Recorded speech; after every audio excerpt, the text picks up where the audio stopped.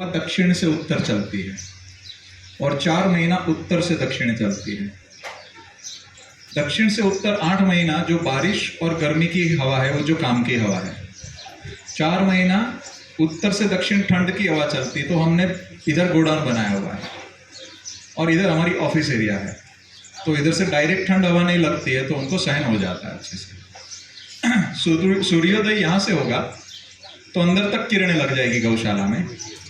सूर्यास्त यहाँ से होगा तो अंदर तक यहाँ तक किरणें लग जाएगी। तो सूर्योदय और सूर्यास्त के समय उसकी किरणें लगना बहुत जरूरी है, तो सूखा हो जाएगा गौशाला में। अगर ये गौशाला डिजाइन ऐसे होती तो 12 महीना अंदर नमी बनी रहती, बैक्टीरियल और फंगल एक्टिविटी रहती और रोग बढ़ते। तो हर रोज सूर्य प्रकाश हमारी गौशाला के बीच में आ जाता है सवेरे और शाम, और उससे बड़ा कोई भी एंटीबैक्टीरियल एंटी फंगल नेचुरल नहीं है। तो हम कभी वैक्सीन नहीं दिए हैं, बहुत कम लोगों को, कम गाय को ही शुरुआत में प्रयोग किए थे, बाकी दिए ही नहीं। लंपी में इतनी बड़ी मात्रा में मृत्यु हुआ गुजरात राजस्थान में, यहाँ पे सिंगल डेथ लंपी का नहीं था। 3 को असर हुई, उसको भी हमने आइसोलेट नहीं किया क्योंकि इतने विजिटर्स होते हैं, तो उनको भी हमने इम्यूनिटी बेस पे काम करते हैं कि ऐसी औषधि, ऐसा खुराक दिया जाए कि खुद का स्वास्थ्य नेचुरली अच्छा रहे। वास्तुशास्त्र के हिसाब से उत्तर में गोडाउन नहीं होता है, दक्षिण में गोडाउन होता है ना। ज्योतिष शास्त्र वास्तुशास्त्र के हिसाब से यहाँ पे होता है, लेकिन मैंने यहाँ गोडाउन रखा तो 8 महीना में काम की हवा नहीं आएगी। तो फायदा होगा कि नुकसान होगा? नुकसान होगा। तो वास्तुशास्त्र के अंदर लिखा हुआ है कि कितना भी घर का बिगड़ेल वास्तु हो, गौ माता खड़ी हो जाती, अपने आप ठीक हो जाता है। तो ये चक्कर इसमें नहीं लाना, ठीक है। तो घर के अंदर भी कभी कोई ऐसा डरा देवे ना कि आपके घर पे ऐसा हो जाएगा, फलाना हो जाएगा, आपकी रेखा ये बोलती है, आपका ये बोलता है, आप डरना नहीं। आपके घर पे कोई बोलेगा ये रूम ऐसा है वैसा है, तोड़फोड़ नहीं करना। नया बना रहे हो तो उसका एक विज्ञान है, हवा पानी अच्छा आना। तो नया बना रहे हो तो जरूर ज्योतिष शास्त्र का, वास्तुशास्त्र का पालन करने का प्रयत्न करना। लेकिन पुराना बना है, डरा धमका के कुछ भी करेंगे ऐसा नहीं करना। एक सीता अशोक लगा दो, अपने आप न्यूट्रल वास्तु हो जाता है, ठीक है ना। तो बिना कारण कोई अच्छे कर्म काम लगेंगे, अच्छी बातें काम लगेगी, अच्छे पौधे आपके घर पे एनवायरनमेंट बदल देंगे। तो बिना कारण कभी किसी से डरना नहीं, बिना कारण खर्चे करना नहीं, बस इतना खास ध्यान रखना। और गौशाला इस प्रकार की डिजाइन बनाने से काफी गौशालाओं में शांति है। लगभग 200 से ज्यादा गौशाला तो हमने बनवा के डिजाइन दिया है सब अलग अलग जगह पे। तो आपके आजू बाजू भले ये शेड ऐसा बनाना जरूरी नहीं है, भले आप छोटा बैम्बू का बनाइए, लेकिन इस प्रकार रखिए। भले बाम्बू का रखिए, लेकिन उसको हेर फेर करने की स्थिति बननी चाहिए, वो मैं दोपहर के सत्र में बताऊंगा। ये गौशाला के अंदर आप खुला खाना पीना सब उसकी मर्जी से होता है। ये 8.5 महीने का बच्चा दूध पी रहा, आप साइज देखो जरा, तो उसका साइज इतना बड़ा क्यों हो गया? तो हमने 2 आंचल ही लेते, 2 उसके बच्चे को पिलाते। तो पूरे भारत भर में आज़ादी के पहले यही प्रक्रिया थी, आधा दूध हमारा था, आधा उसके बच्चे का था। तो आपको लगेगा कि लॉस जाएगा, तो लॉस नहीं जाता है। जब ये विकास होता है तो जनरली देशी गाय में पहला बच्चा कितने साल में आता है? 3 साल 3.5 साल में हीट पे आएगा कि गाभिन होगा कि बच्चा देगा? गाभिन होगा। बच्चा आएगा 3.5-4 साल में पहला। हमारे यहाँ पे 80% गाय 2 से 2.25 साल में बच्चा दे देती है। तो जो दूध पिया था पहले आके दे दिया। तो विकास ऐसा होता है जब उसकी माता का अधिकार, उसके बच्चे का अधिकार पहले है, दोनों का एक दूसरे के ऊपर। तो आधा उसका आधा हमारा, तो इस प्रकार करना है। उसके बाद में जो आया वो प्रसाद और आशीर्वाद है, हम बहुत स्पष्ट है उसके अंदर। और इसकी वजह से दूसरा काम ये भी होता है, मैं दोपहर के सत्र में बताऊंगा कि जब बच्चा दूध पीता है तो किस प्रकार की प्रक्रिया गाय के आजू बाजू चालू होती है। ये हमने घास देखे अलग अलग प्रकार के। जहाँ पानी भरा रहेगा वहाँ पे ये नेपियर वाली वैरायटी नहीं होगी, ये जिंजवा नहीं होगा, मोरिंगा नहीं होगा। तो वहाँ पे क्या कर सकते हैं? जहाँ पानी भरा रहता है तो वहाँ पे ये पैरा वाली वैरायटी कर सकते हैं। तो पैरा वाली वैरायटी ऐसी कि 3 फीट पानी भरा ना, उसके ऊपर 3 फीट चली जाती है। एक बार लगाने के बाद 100 साल भी नहीं जाएगी। आप खाद और वो डालते जाओ, कटिंग लेते जाओ, वो आती ही जाएगी, आती ही जाएगी। तो जहाँ चावल की खेती होती है, धान की खेती होती है, वहाँ पे लगभग सब जगह पे न्यूट्रिशन गायों को कम मिलता है उसके चारे से, उसके अंदर ऑक्सीलेट वगैरह ज़्यादा होता है। तो उसके वहाँ पे छोटा सा क्यारा इसका बना के रख सकते हैं। तो जो कोई धान की खेती वाले हैं वो ये घास यहाँ से प्राप्त निःशुल्क थोड़ी घटाने कर सकते हैं। आपके आजू बाजू ये सब औषधियाँ होनी चाहिए, जैसे मोरिंगा है, सरगवा, सहजना, शेवगा मराठी में बोलते हैं, तो 1 इंच मोटी डाली पत्तों के साथ खिला देना है हर रोज। तो गौ माता को इससे बड़ा न्यूट्रिशन वाला कोई भी चारा नहीं है। इसके अंदर मैक्रो माइक्रो न्यूट्रिशन, विटामिन की खान है ये। तो ये हर रोज आपने गाय को दिया, उसको लगभग रोग लगेंगे ही नहीं, ऑलमोस्ट बहुत कम हो जाएंगे। उनको फर्टिलिटी के इश्यू नहीं आएंगे, उनको मस्टर्डाइज का इश्यू नहीं आएगा, प्रोलेप्स के इश्यूज बहुत कम हो जाएंगे, उनको लगभग रोग नहीं आएंगे, दूध बढ़ेगा, तबीयत अच्छी होगी। ऐसे ही आपने भी हर रोज उसके पत्ते खाए तो आपका भी स्वास्थ्य पूरा बदल जाता है। तो ये जो प्रक्रिया मैं बता रहा हूँ, ये आपके खेत के आजू बाजू से सारी प्रक्रिया होती है। तो दोपहर के बाद अपन थोड़ा और डिटेलिंग में करेंगे। अभी कुछ फसलें का परिणाम देखने के बाद मुख्य सत्र शुरू करेंगे। जैसे हम गन्ना वहाँ पे देख के आए, तो गन्ने के अंदर जैसे ये बंधु है, उनका 90 टन आ रहा है, इनका 90 टन आ रहा है, इनका 110 टन आ रहा है कर्नाटक में। उनके गन्ने की आप हाइट देख सकते हैं। और ये भी 8 फीट के अंतर पे लगाते हैं। हमारे सूरत के पास एक आदिवासी बंधु है वनमालिका का, तो वहाँ पे सूरत में 30 टन आता था गन्ना। उन्होंने शिविर के बीच में ही, वहाँ पे हम गए थे शिविर में, सबके बीच में बोला यहाँ पे नज़दीक खेत है हमारा, देखो 78 टन गन्ना पहली सीजन में लिया।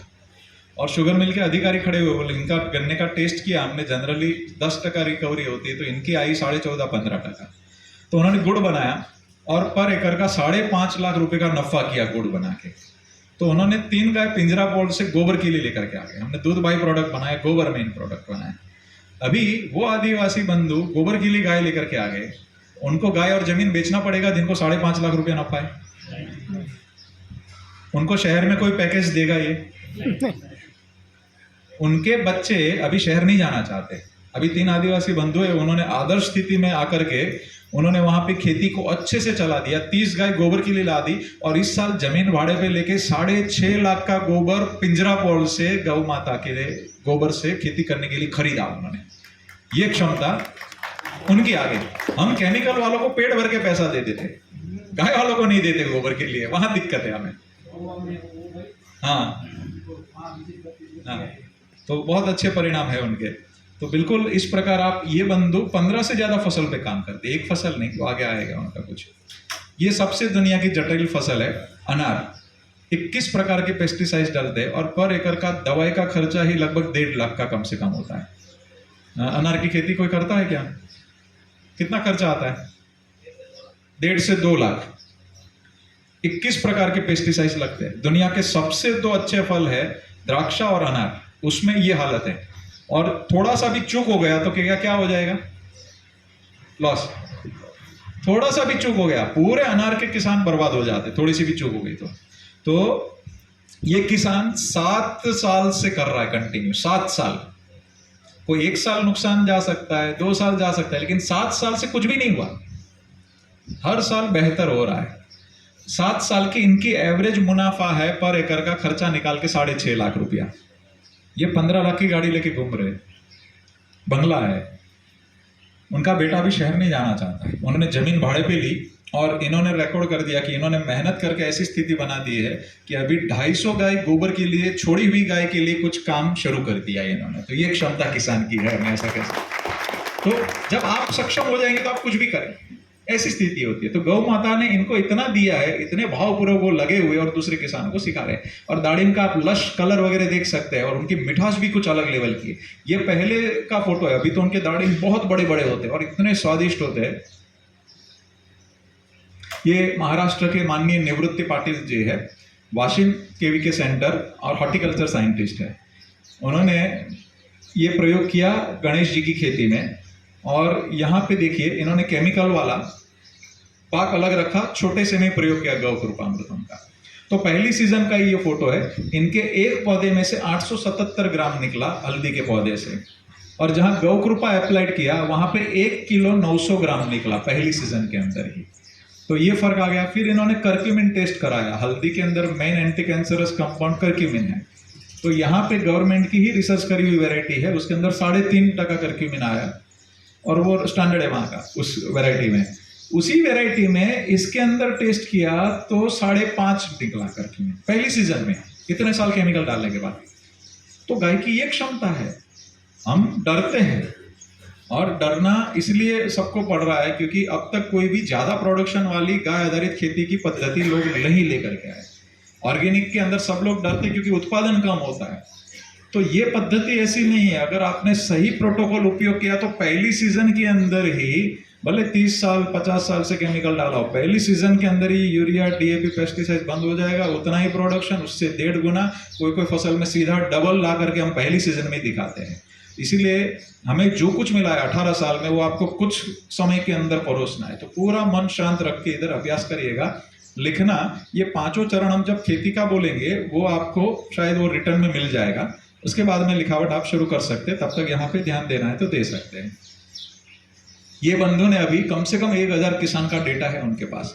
इन्होंने 5 फसलों पे बहुत जबरदस्त काम किया है। हल्दी है, सोयाबीन है, संतरा है, तो बहुत सुंदर परिणाम वहाँ पे लिए हुए। ये सबसे ज़्यादा आत्महत्या होती उस क्षेत्र के आजू बाजू के किसान है, उनके पपीता वगैरह देख सकते हैं, उन्होंने जबरदस्त परिणाम लिया हुआ है।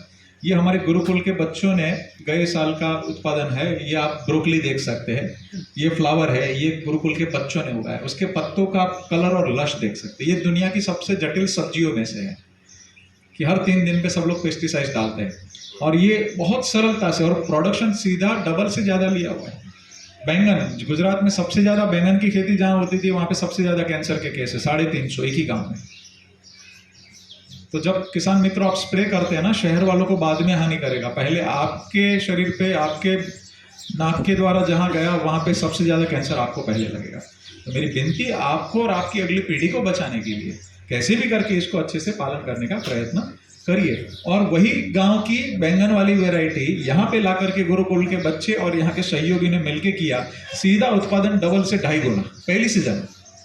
तो बैंगन कितना भी जटिल हो, हम लोग बहुत सरलता से खेलते खेलते बैंगन का प्रोडक्शन लेते हैं। हमारे बच्चे भी ले सकते हैं।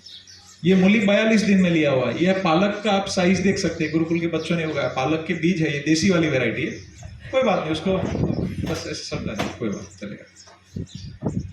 धन्यवाद। ये हमारे बहुत अच्छे युवा किसान हैं, यहाँ से 60 किलोमीटर ही है फार्म उनका।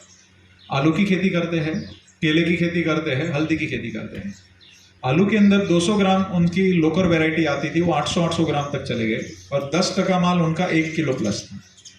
और यही बंधु केले की खेती करते हैं। जनरल केले के अंदर G9 वैरायटी के अंदर 20 से 21 किलो बेस्ट प्रोटोकॉल पे आता है। 15 से 20 पे ज़्यादा रहता है, बट 21 साल जो अच्छे प्रोटोकॉल पे आता है। इनके यहाँ पे 45 किलो का एवरेज है।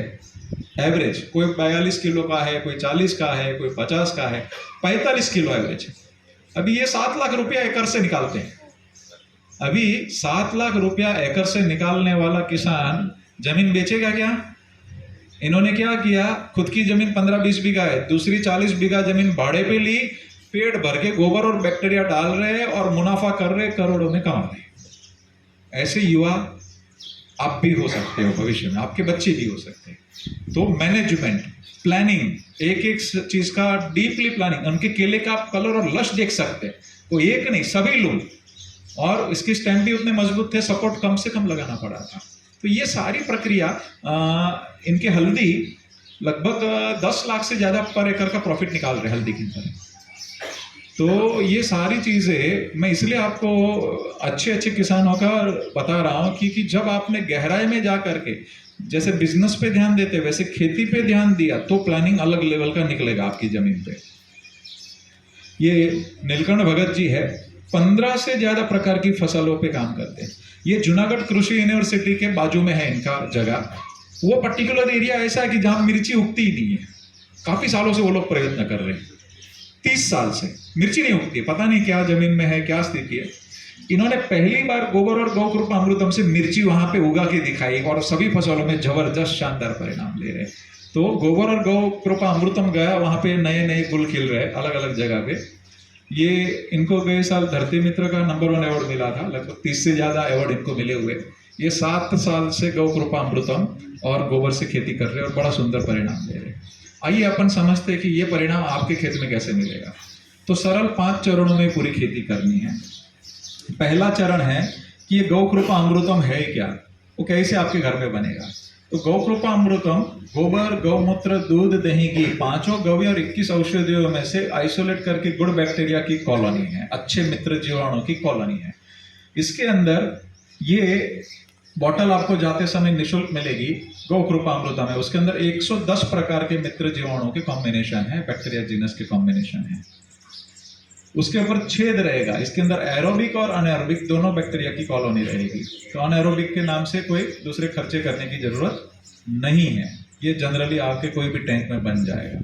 ठीक है, तो पहला चरण है कि ये बॉटल आपको घर पे ऊपर छेद रहेगा, खड़ी खड़ी पहुंचानी है, लीकेज हो सकती है, इसलिए खड़ी खड़ी पहुंचा दे और डायरेक्ट इसको धूप नहीं लगने देना, बॉटल को कंटिन्यू धूप में नहीं रखना, कभी थोड़ी देर धूप में आ गया कोई इश्यू नहीं है।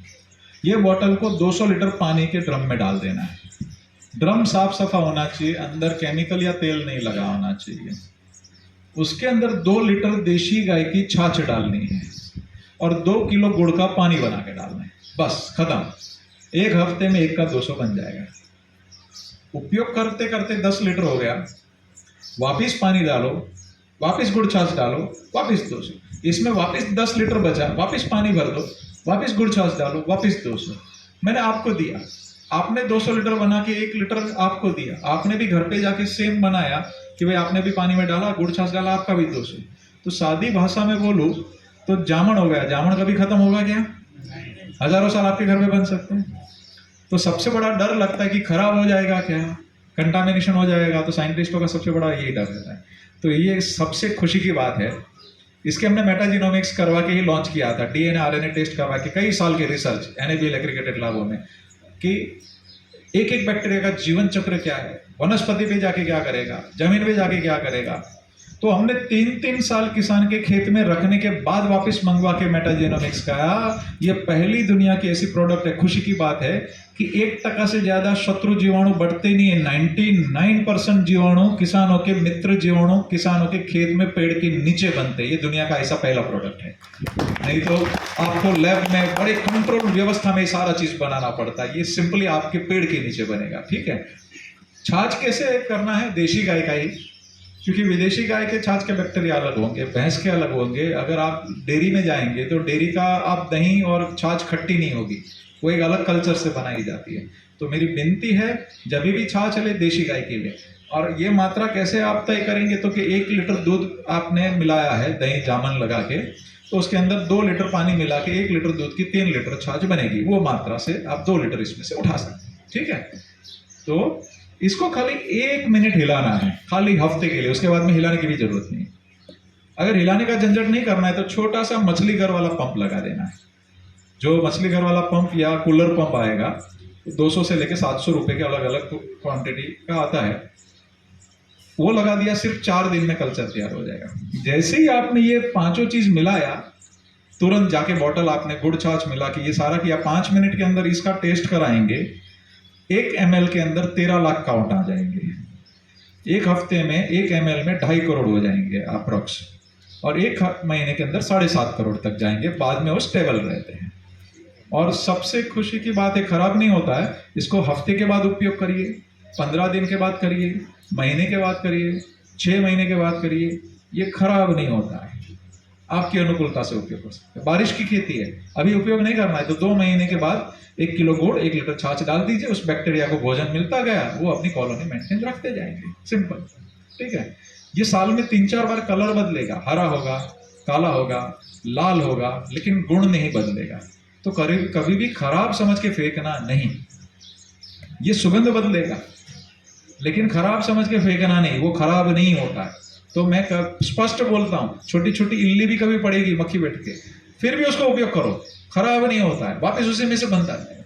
तो ये खुशी की बात है कि आपके घर पे ही मल्टीपल होगा, तो कभी भी खराब समझ के फेंकना नहीं। ठीक है, कलर बदलेगा, सुगंध बदलेगा, लेकिन गुण नहीं बदलेगा, ये आपके घर पे बनेगा। तो पहला चरण यहाँ पे, ये खाली इतना ध्यान रखना है, डायरेक्ट धूप नहीं लगना चाहिए। कोई पेड़ के नीचे चलेगा, कोई ग्रीन नेट के नीचे चलेगा, या कोई कुटिया में भी चलेगा, बट ये आपके सिंपल घर पे ही बनेगा। तो पहला चरण यहाँ समाप्त होता है। सबको क्लियर है क्या? ठीक है, दूसरा चरण हमारा है कम से कम प्रति एकड़ 1 से 2 गाय। समझ लीजिए आपने चना उगाया, तुअर उगाई, मूंग उगाया, कुछ भी उगाया, दाना बाहर बेचा, पत्ता तो निकलेगा पाला, मूंगफली से लेके सबका। तो 1 एकड़ में से पत्ता कितना निकलेगा? 2 से 3 गाय खाएगी, उतना निकलेगा कि नहीं? आराम से 3 गाय खाएगी, उतना निकलेगा। तो 3 गाय नहीं दूध देने वाली या कम दूध देने वाली भी रखी, उस पाले से मुफ्त में पलेगी कि नहीं? 2 गाय का मिलके 10 टन गोबर निकलेगा कि नहीं? बड़ी गाय का 10,000 लीटर गौमूत्र निकलेगा, फ्री में मिलेगा। अगर बागायत वाली फसल है आपकी, हॉर्टिकल्चर है, तो बाउंड्री पे आपने सहजना लगा दो, सहजना को काटते जाओ, 20 साल आता जाता है। तो बाउंड्री से सहजना, अगस्त्या, ऐसे 3 वृक्ष लगा दिए आपने, आराम से बाउंड्री से 3 गाय पलती है प्रति एकड़। तो करना क्या है कि वो जो 10 टन गोबर निकला उसको 2 फीट ऊंचा 2 फीट चौड़ा लंबा लाइन कर देना है, आपने जैसे वहां पे देखा था। उसके पर गौ कृपा अमृतम छिड़क देना है, उसी से नमी बना के रखना है। बस जब भी नमी कम हो जाए वापस गौ कृपा छिड़क दो। तो 1 किलो गोबर के ऊपर धीरे धीरे करके 2 लीटर पिला देना है। 60 दिन में ही वर्मी कंपोस्ट से अच्छा खाद बन जाएगा। वर्मी कंपोस्ट का जो इंटरनेशनल स्टैंडर्ड है वो 4 से 6% कार्बन आता है। इसके अंदर खाली गौ कृपा पिलाया ना, पानी नहीं डाला ना, तो 19% तक कार्बन चला गया है कुछ किसानों के वहां पे। कॉपर, मैंगनीज, जिंक सब बदल गए, वही का वही गोबर बहुत ताकत वाला हो गया है। और जब आप कंपोस्ट करते हो तब किचन का कोई भी आपका वेस्ट है, कोई छिलका है, रोटी है, सब्जी है, या कोई खेत का कचरा है, जो पत्ता है, जो भी बचा कुचा कुछ भी हो, सब गोबर में के साथ मिला के इसको कंपोस्ट कर डालो। 1 भी ग्राम कचरा घर से या खेत में से बाहर नहीं जाना चाहिए। सब चीज आफत अवसर में बदल देनी है। घर से खाली प्लास्टिक बाहर जाना चाहिए, बाकी किसानों के घर से कुछ भी बाहर नहीं जाना चाहिए, ठीक है ना। अब गांव में क्या होता है, अपन बड़ा बड़ा ढेर गोबर का करते हैं, पुराना ये सिस्टम है, अंदर हाथ डालेंगे तो कैसा होगा? गर्म होगा।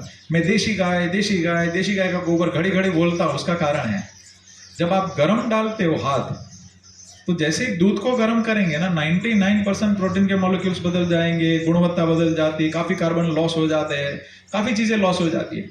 लेकिन ये ठंडी प्रोसेस में खाद बनेगा, इसको हमने बड़ा ढेर नहीं करवाया, तो हल्का सा गर्मी पकड़ के वो कंपोस्ट हो जाएगा। तो अंदर हीट जनरेट होती है, उसमें काफी चीजें लॉस हो जाती है। तो हमने देशी गाय के गोबर का एनालिसिस कराया तो 1200 कंपाउंड है। देशी गाय का मूत्र का अभ्यास कराया, 5100 कंपाउंड है, जो विश्व में किसी प्राणी, किसी मनुष्य के मल मूत्र में नहीं है, खाली और खाली देशी गाय के उसमें। तो हमारे पूर्वजों ने कितना चिंतन करके इसको माता का दर्जा दिया होगा। तो ये कोई हवाबाजी नहीं है, ये हमने 300 गायों के गौमूत्र को सेपरेट एनालिसिस करवाया है। उसके अंदर copper, manganese, zinc, sulphur, steroid, gold के पार्टिकल, सिल्वर के पार्टिकल, कॉपर, सब चीज निकल रहा है। गोल्ड के पार्टिकल्स बकरी के उसमें नहीं है, भैंस के अंदर नहीं है, खाली और खाली देशी गाय के उसके अंदर है, मनुष्य के अंदर भी नहीं है। तो ये जो भी चिंतन मैं बता रहा हूं ये यही है। देखिए, सिक्किम 30 साल से ऑर्गेनिक खेती कर रहा है, फिर भी उत्पादन केमिकल से कम है। दुनिया बोलती 1% कार्बन हो गया तो आपको खेत में कुछ करने की जरूरत नहीं है। सिक्किम का 1% कार्बन है, फिर भी उत्पादन कम क्यों हो गए? वातावरण यहां से बहुत अच्छा है, फिर भी उत्पादन डाउन हो गया, क्योंकि वो वनस्पति के कचरे का भी कार्बन बोलते हैं आज का विज्ञान। भैंस के गोबर को भी कार्बन बोलेंगे, गाय के गोबर को भी कार्बन बोलेंगे, लेकिन वनस्पति के कचरे में 50 कंपाउंड है, 25-50 कंपाउंड है, भैंस में अलग है, देशी गाय के गोबर में 1200 कंपाउंड है। अभी 25 कंपाउंड वाला कार्बन और 1200 कंपाउंड वाला कार्बन का तुलना होगा क्या? तो कौन सा कार्बन होना चाहिए, वहां पे साइंस बातें नहीं कर रहे। तो हम देशी गाय का गोबर का ही बात कर रहे हैं, क्योंकि देशी गाय के अंदर गोबर के इतने सारे रिच कंपाउंड है। कभी देखिए आयोडीन नमक की कैसी बातें होती, कितना चाहिए, तो 100 के नोक बराबर भी नहीं चाहिए, लेकिन आयोडाइज नमक आपके वहां पे हथौड़ा लगाते हैं सब लोग, ठीक है ना। तो 1200 कंपाउंड में से कौन सा कंपाउंड वनस्पति में क्या काम कर देगा आपको थोड़ी पता है। हमने इसीलिए वो महसूस किया और परिणाम दिख रहे। तो ये सारी चीजें मैं जो बोल रहा हूं, ये हमने पूरे अभ्यास करके बहुत जागृत अवस्था में बोल रहा हूं कि देशी गाय का गोबर अगर सिक्किम ने जोड़ा होता तो उसका उत्पादन डाउन नहीं जाता। और आजकल एक फैशन निकला है कि कम, बस इतना सा गोबर को आप मिला के घोल बना के डाल दो और प्रोडक्शन कैसे आएगा? आ रहा है कहीं प्रोडक्शन? जो उसको कार्बन चाहिए वो चाहिए, रिफिल चाहिए, और रिफिल चाहिए। आप मशीन में अगर 5 किलो कोई स्टील डाल रहे हो, उसका 50 निकलेगा क्या? कुछ भी चीज डाल रहे हो उसका ज्यादा निकलता है क्या? तो जो खेत में से हम प्रोडक्शन ले रहे हैं उसके सामने हमें कुछ रिफिल तो करना पड़ेगा। हम थोड़ा डाल के सब चीज मांग लेंगे तो ऐसा कैसे होगा? नहीं होगा। तो जो आइडियल गोबर के परसेंटेज या उसका वजन जाना चाहिए, वो जाना चाहिए। तो हम लोग कम से कम 5 टन से बोलते, कम से कम 10 टन आपने ये मोमेंटम के साथ में जोड़ा तो वो रिफिल होगा। दुनिया का सबसे ज्यादा अच्छा कार्बन वापस डाला, उत्पादन आते जाएंगे। तो आपको कभी जमीन डाउन नहीं जाएगा। हम शाश्वत खेती की बातें करेंगे, हम बोलेंगे नहीं जादू के जैसे गौ कृपा अमृतम डालो 7 दिन में जादू के जैसे पत्ता कलर बदलता है। लेकिन मैं नहीं बोलूंगा कभी कि खाली बैक्टीरिया डालो खत्म, सबसे सरल हो जाएगा, नहीं तो ठीक है ना। लेकिन वो नहीं चलेगा लंबा, क्योंकि बैक्टीरिया वहां पे जाके खाएगा क्या, खिलाएगा क्या। तो गोबर वहां पे हर साल गोबर और दूसरे अलग अलग कंपाउंड के कार्बन जाने चाहिए। तो वो हमेशा आपको शाश्वत खेती की बातें मैं करता हूं, तो गुणवत्ता युक्त कार्बन आपके खेत में जाना चाहिए, तो ही उत्पादन मिलेगा।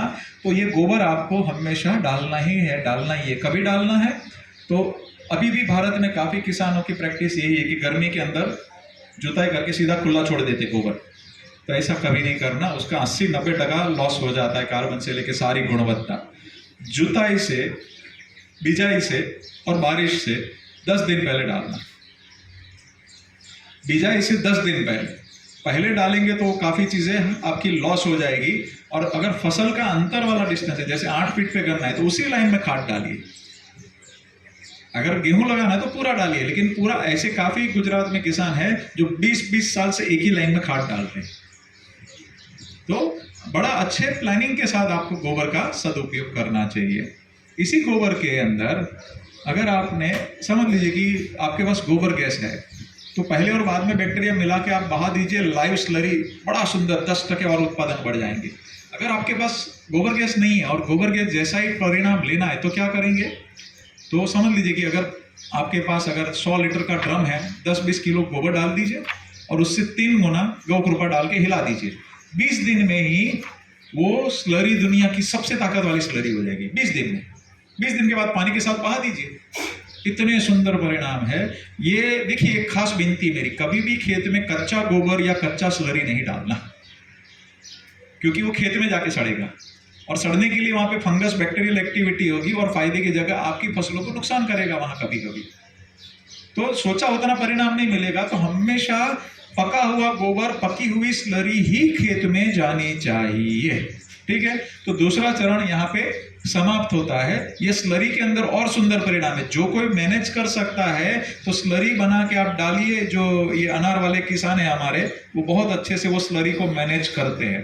तो स्लरी दुनिया की सबसे अवेलेबल फॉर्म में एब्जॉर्ब होती है, उस फॉर्म में होता है खाद, बहुत अच्छे परिणाम मिलते हैं। दूसरा चरण यहाँ पे समाप्त होता है। दूसरा चरण क्लियर है सबको? ठीक है।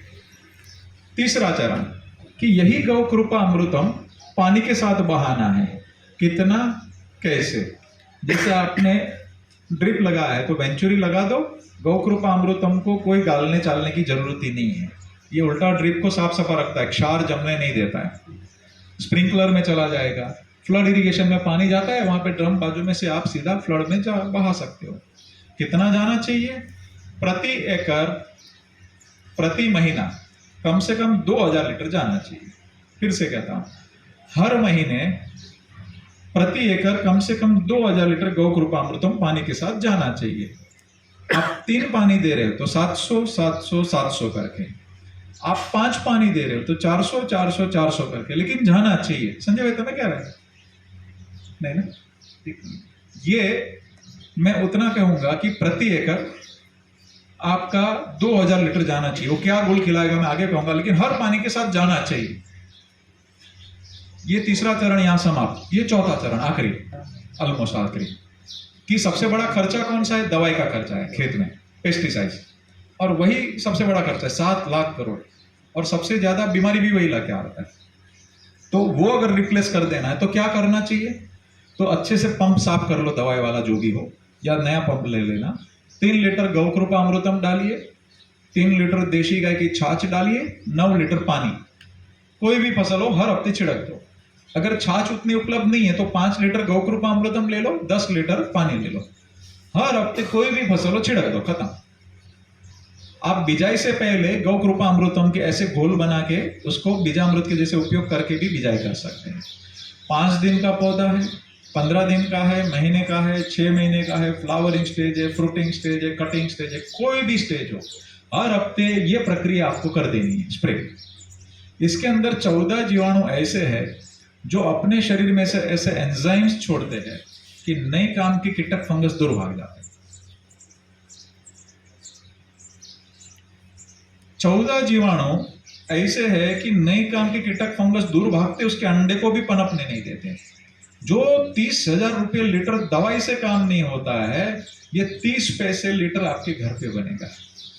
और सबसे बड़ा आप प्रत्यक्ष ही अनुभव कर लेना, आप मिर्ची का कुकड़वाई आता है, वो आप निकालना कितना मुश्किल होता है, बहुत मुश्किल, ऑलमोस्ट जाता ही नहीं। उसमें ये पानी नहीं मिलाना, सीधा स्प्रे करके देखो, हफ्ते में पौधा बदल जाएगा विद इन वीक। तो ये मैं जितना भी बातें कर रहा हूं, आपको अनुभूति करनी है, आपको सीधा नहीं मानना है। अच्छा, ये स्प्रे करने का सबसे अच्छा समय कौन सा होता है जनरली? शाम का। शाम का, एकदम परफेक्ट। शाम का स्प्रे का अच्छा समय होता है। पूर्णिमा और अमावस्या, उस समय सबसे ज्यादा वायरल और बैक्टीरियल एक्टिविटी होती है।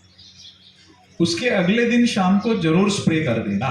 नेक्स्ट डे स्प्रे अगले दिन शाम को। तो क्या होगा कि वो 2 दिन जो सबसे ज्यादा जल तत्व ऊपर नीचे शरीर में होता है, वैसे ही वायरल बैक्टीरियलिटी बहुत बढ़ती है अलग अलग जगह पे। उस 2 दिन कंट्रोल हो गया तो बहुत अच्छे काम होगा। तो आपको हर हफ्ते जो छिड़कना है, तो कैलेंडर ऐसे सेट करना कि उसका अगला दिन वाला कैलेंडर में डेटा आ जाए। तो एकदम प्लानिंग के साथ बताना। जो भाई साहब ने शब्द उपयोग किया था प्लानिंग, वो बहुत इंपॉर्टेंट है। आपके घर पे हर जगह पे कैलेंडर होगा ही, हर जगह पे। तो कैलेंडर पे पूर्णिमा का अगला दिन हो, ये सारे मेंशन करना कि मुझे ये करना, शेड्यूल बना के जाना है। तो वैसे अगला दिन मतलब बिफोर ना? बिफोर, यस, अगले दिन। हाँ, वो अगला दिन का 2 मतलब होता है, सही बात है। ये अभी मैं और स्पष्टता करूंगा। उसके पहले दिन, ठीक है ना? पहले दिन। हाँ, अमावस्या और पूर्णिमा आने वाली उसके पहले दिन, एक दिन पहले। हाँ, अभी और ज्यादा शब्द करेक्ट हो गया, ठीक है। तो हाँ, तो एक दिन पहले जरूर स्प्रे कर देना, तो वो अच्छे से कंट्रोल रहेगा 2 दिन, तो आपकी फसलें बहुत अच्छी हो जाएगी, ठीक है ना? तो ये बहुत अच्छे से आप प्लानिंग कर सकते हैं। कभी कभार कोई जटिल फसल होती है सब्जियों की, उसमें हर 3 दिन पे सब लोग स्प्रे लेते हैं केमिकल का, उसकी जगह पे इसके 3 दिन पे स्प्रे ले लो, खत्म। तो बहुत सरलता से पेस्टिसाइड्स को ये रिप्लेस कर देगा, ठीक है ना? इसके 13 जीवाणु जो 30,000 रुपये लीटर काम नहीं होते, वो 30 पैसे में बनेंगे, ठीक है ना? और कोई जटिल प्रक्रिया आ गई, जटिल रोग आ गए, तो क्या करना? तो 200 ग्राम भस्म लेना गोबर के कंडे की, उसके अंदर 10 ml से 20 ml एरंडी या सरसों का तेल मिला के उसको मसल देना, और उसको 12-15 लीटर पानी की बाल्टी में डाल दीजिए, उसमें 2 लीटर गौग्रोपामृतम भी डाल दीजिए, उसको अच्छे से हिला लीजिए, और फिर कपड़ा छान करके पंप में डाल के स्प्रे कर देना है। स्प्रे का नोजल बड़ा होना चाहिए, छोटा होगा तो चॉक्ट होगा, अंदर जो भस्म के कण जाएंगे। तो ये जो स्प्रे में जब भस्म लग जाएगी, वो पत्तों पे चिपक जाएगी, तो कोई भी जीवाणु भस्म पचा पाएगा क्या? नहीं। कोई भी अंडा वहां पे पनपेगा क्या? तो नहीं। तो ये हमारे बाप दादा सब्जियों में क्या डालते थे? वही राख डालते थे, भस्म डालते थे। तो ये उसका नैनो स्वरूप हो गया। तो एकदम छोटा छोटा कण पत्तों के ऊपर तेल ने चिपका दिया। वो तेल भी एंटीबैक्टीरियल है, एंटी फंगल है, ये भस्म भी ऐसा ही है। तो बहुत सरलता से आपका अपग्रेडेशन इसके अंदर हो जाएगा। ऐसे ही टर्माइट, उधई का प्रश्न, दीमक का प्रश्न है, तो क्या करेंगे? तो उदय का जो बहुत बड़ा प्रश्न सब जगह पे होता है, उसके अंदर क्या करना है कि आंकड़ा जो आता है, जो हनुमान जी को फूल चढ़ते हैं, महाराष्ट्र में इसको रुई बोलते हैं, आकैया बोलते हैं उत्तर भारत में, तो उसके 20 किलो पत्ते लेकर के एक अलग से ड्रम बना लेना, मदर कल्चर बैक्टीरिया अलग रखना है, उसके अंदर डाल दीजिए, 3 से 5 दिन में वो गल जाएगा। फिर वो बैक्टीरिया आप पानी के साथ बहा दीजिए। तो उदय को इसकी गंध पसंद नहीं है आकैया की, तो वो दूर रहेगी, और इसका फास्फोरस और पोटास मिलेगा, वनस्पति भी अच्छी हो जाएगी, और आपको दिमक से भी राहत मिल जाएगी। और दिमक के और एक अच्छा समाधान है जो बागायत फसल में ज्यादा हानि करते हैं। आंकड़ा का जो आपने बताया, तो उसे 3 दिन रखना है, कितने लीटर पानी में? 15 लीटर पानी में? पानी नहीं, बैक्टीरिया के अंदर अलग से एक ड्रम बना के। हाँ, इसके साथ मिक्स करके करना, हाँ, फिर इसके साथ वो पानी के साथ बहाते हैं, तब पानी के साथ बहा के कर सकते हैं। स्प्रे नहीं करना। स्प्रे नहीं करना है। ऊपर तो दिमक डिस्टर्ब नहीं करेगी, नीचे ज्यादा जमीन में डिस्टर्ब करेगी। ऊपर करेगी तो ऊपर भी स्प्रे कर सकते हो, कोई दिक्कत नहीं, दोनों जगह पे अप्लाई कर सकते हो, दोनों, कोई दिक्कत नहीं। और एक अच्छा रास्ता है कि उसके अंदर हींग 1 चम्मच और 1 चम्मच हल्दी मिला के भी उसको बहा सकते हो 1 घंटे भिगो के। तीसरा एक अच्छा रास्ता है जो हमने हमारे अनुभूत प्रयोग है, हमारे 600 से ज्यादा गुंदे के पेड़ थे दूसरी जगह पे, हमने जब जमीन ली तब, तो सारे के ऊपर उदय चढ़ रही थी। तो हमने बोला क्या करना है, परिवार के एक जन को पूछा तो बोले दवाई मारो वो मरेगी। मैंने बोला मारना नहीं है, बोले खेती बंद करो घर पे बैठो। तो करे क्या? तो नहीं, हमने सोचा कि उदय की टेंडेंसी चेक करनी है, उदय की प्रकृति क्या है। तो उदय का पूरा अभ्यास किया तो उदय दिमाग को जब तक सूखा मिलता है वो हरा नहीं खाती है। तो हम जो खेत में से साफ सफाई करते थे वो बंद कर दिया हमने। जो भी पत्ता गिरता था, जो भी वहां पे चार कचरा, उसको एक लाइन में सटा के रखा या ऐसे रहने दिया। तो उदय ने वो सूखा पत्ता खाया और उसका खाद बन गया, उसकी विष्टा। तो उसकी विष्टा भी बहुत बेस्ट खाद है। तो उसके बाद में एक भी पेड़ मरा नहीं, सब पेड़ डेवलप हो गए और अच्छे से अच्छे वो डेवलप हो गए। आज भी वो पेड़ खड़े हैं और यही प्रक्रिया वहां पे सरलता से चल रही है। तो हमको कभी कभी क्या है कि उसको मैनेज करना होता है कि इसकी अभ्यास क्या है, तो उसी का ही सदुपयोग कर सकते हैं, जो हमारे दुश्मन कभी कभी नहीं भी होते। ठीक है ना। और एक चीज आप रख सकते हो खेत में, 40 दिन पुरानी छाछ एक कोने में। इसकी बहुत बड़ी गंध आएगी, बहुत बदबू आएगी, लेकिन क्या करना है, खेत के कोई पेड़ के नीचे आप 40 दिन से लेकर 2 साल पुरानी कर सकते हो। उसके अंदर तांबे के टुकड़े डाल दो तो तांबे का गुण, कॉपर का गुण छाछ में आ जाएगा।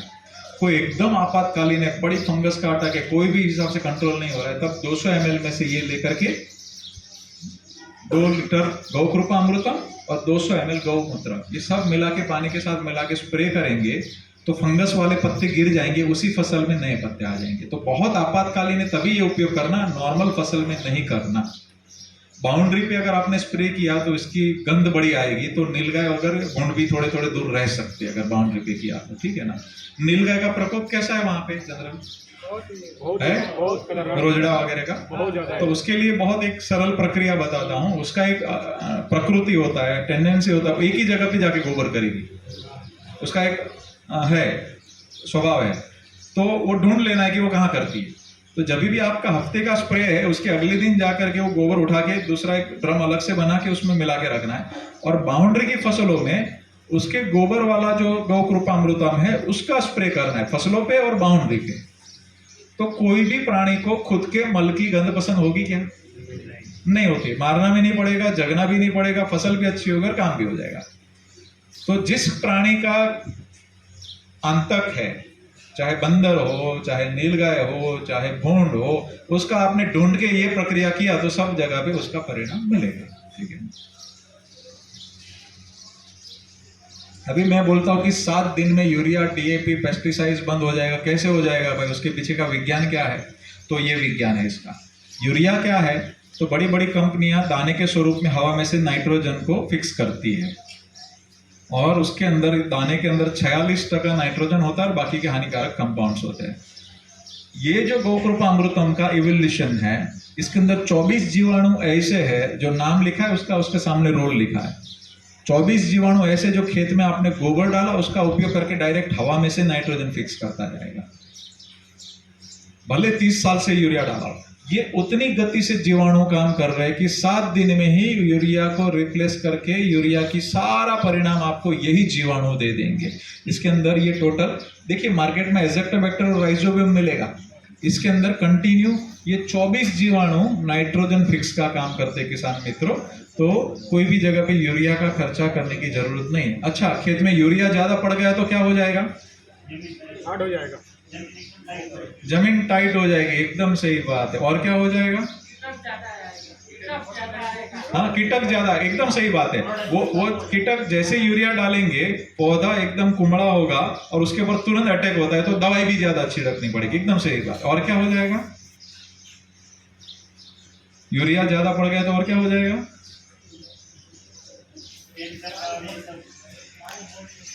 पानी होल्ड नहीं कर पाएगी ज्यादा, एकदम सही बात है। और क्या हो जाएगा? मित्र जीवाणु, वहां पे छोटे छोटे जीवाणु हमारे वो मरेंगे, एकदम सही बात है। और क्या हो जाएगा? फल नहीं पकड़ेगा, एकदम सही बात है। वेजिटेटिव ग्रोथ बढ़ जाएगा, एकदम पौधा अच्छा दिखेगा, लेकिन फल ऊपर जल्दी टिकेंगे नहीं, फल गिरेंगे, एकदम सही बात है। और क्या हो जाएगा? हाँ, ओवरडोज हो जाएगा, जल भी सकता है, एकदम सही बात है। और क्या हो जाएगा? हैं?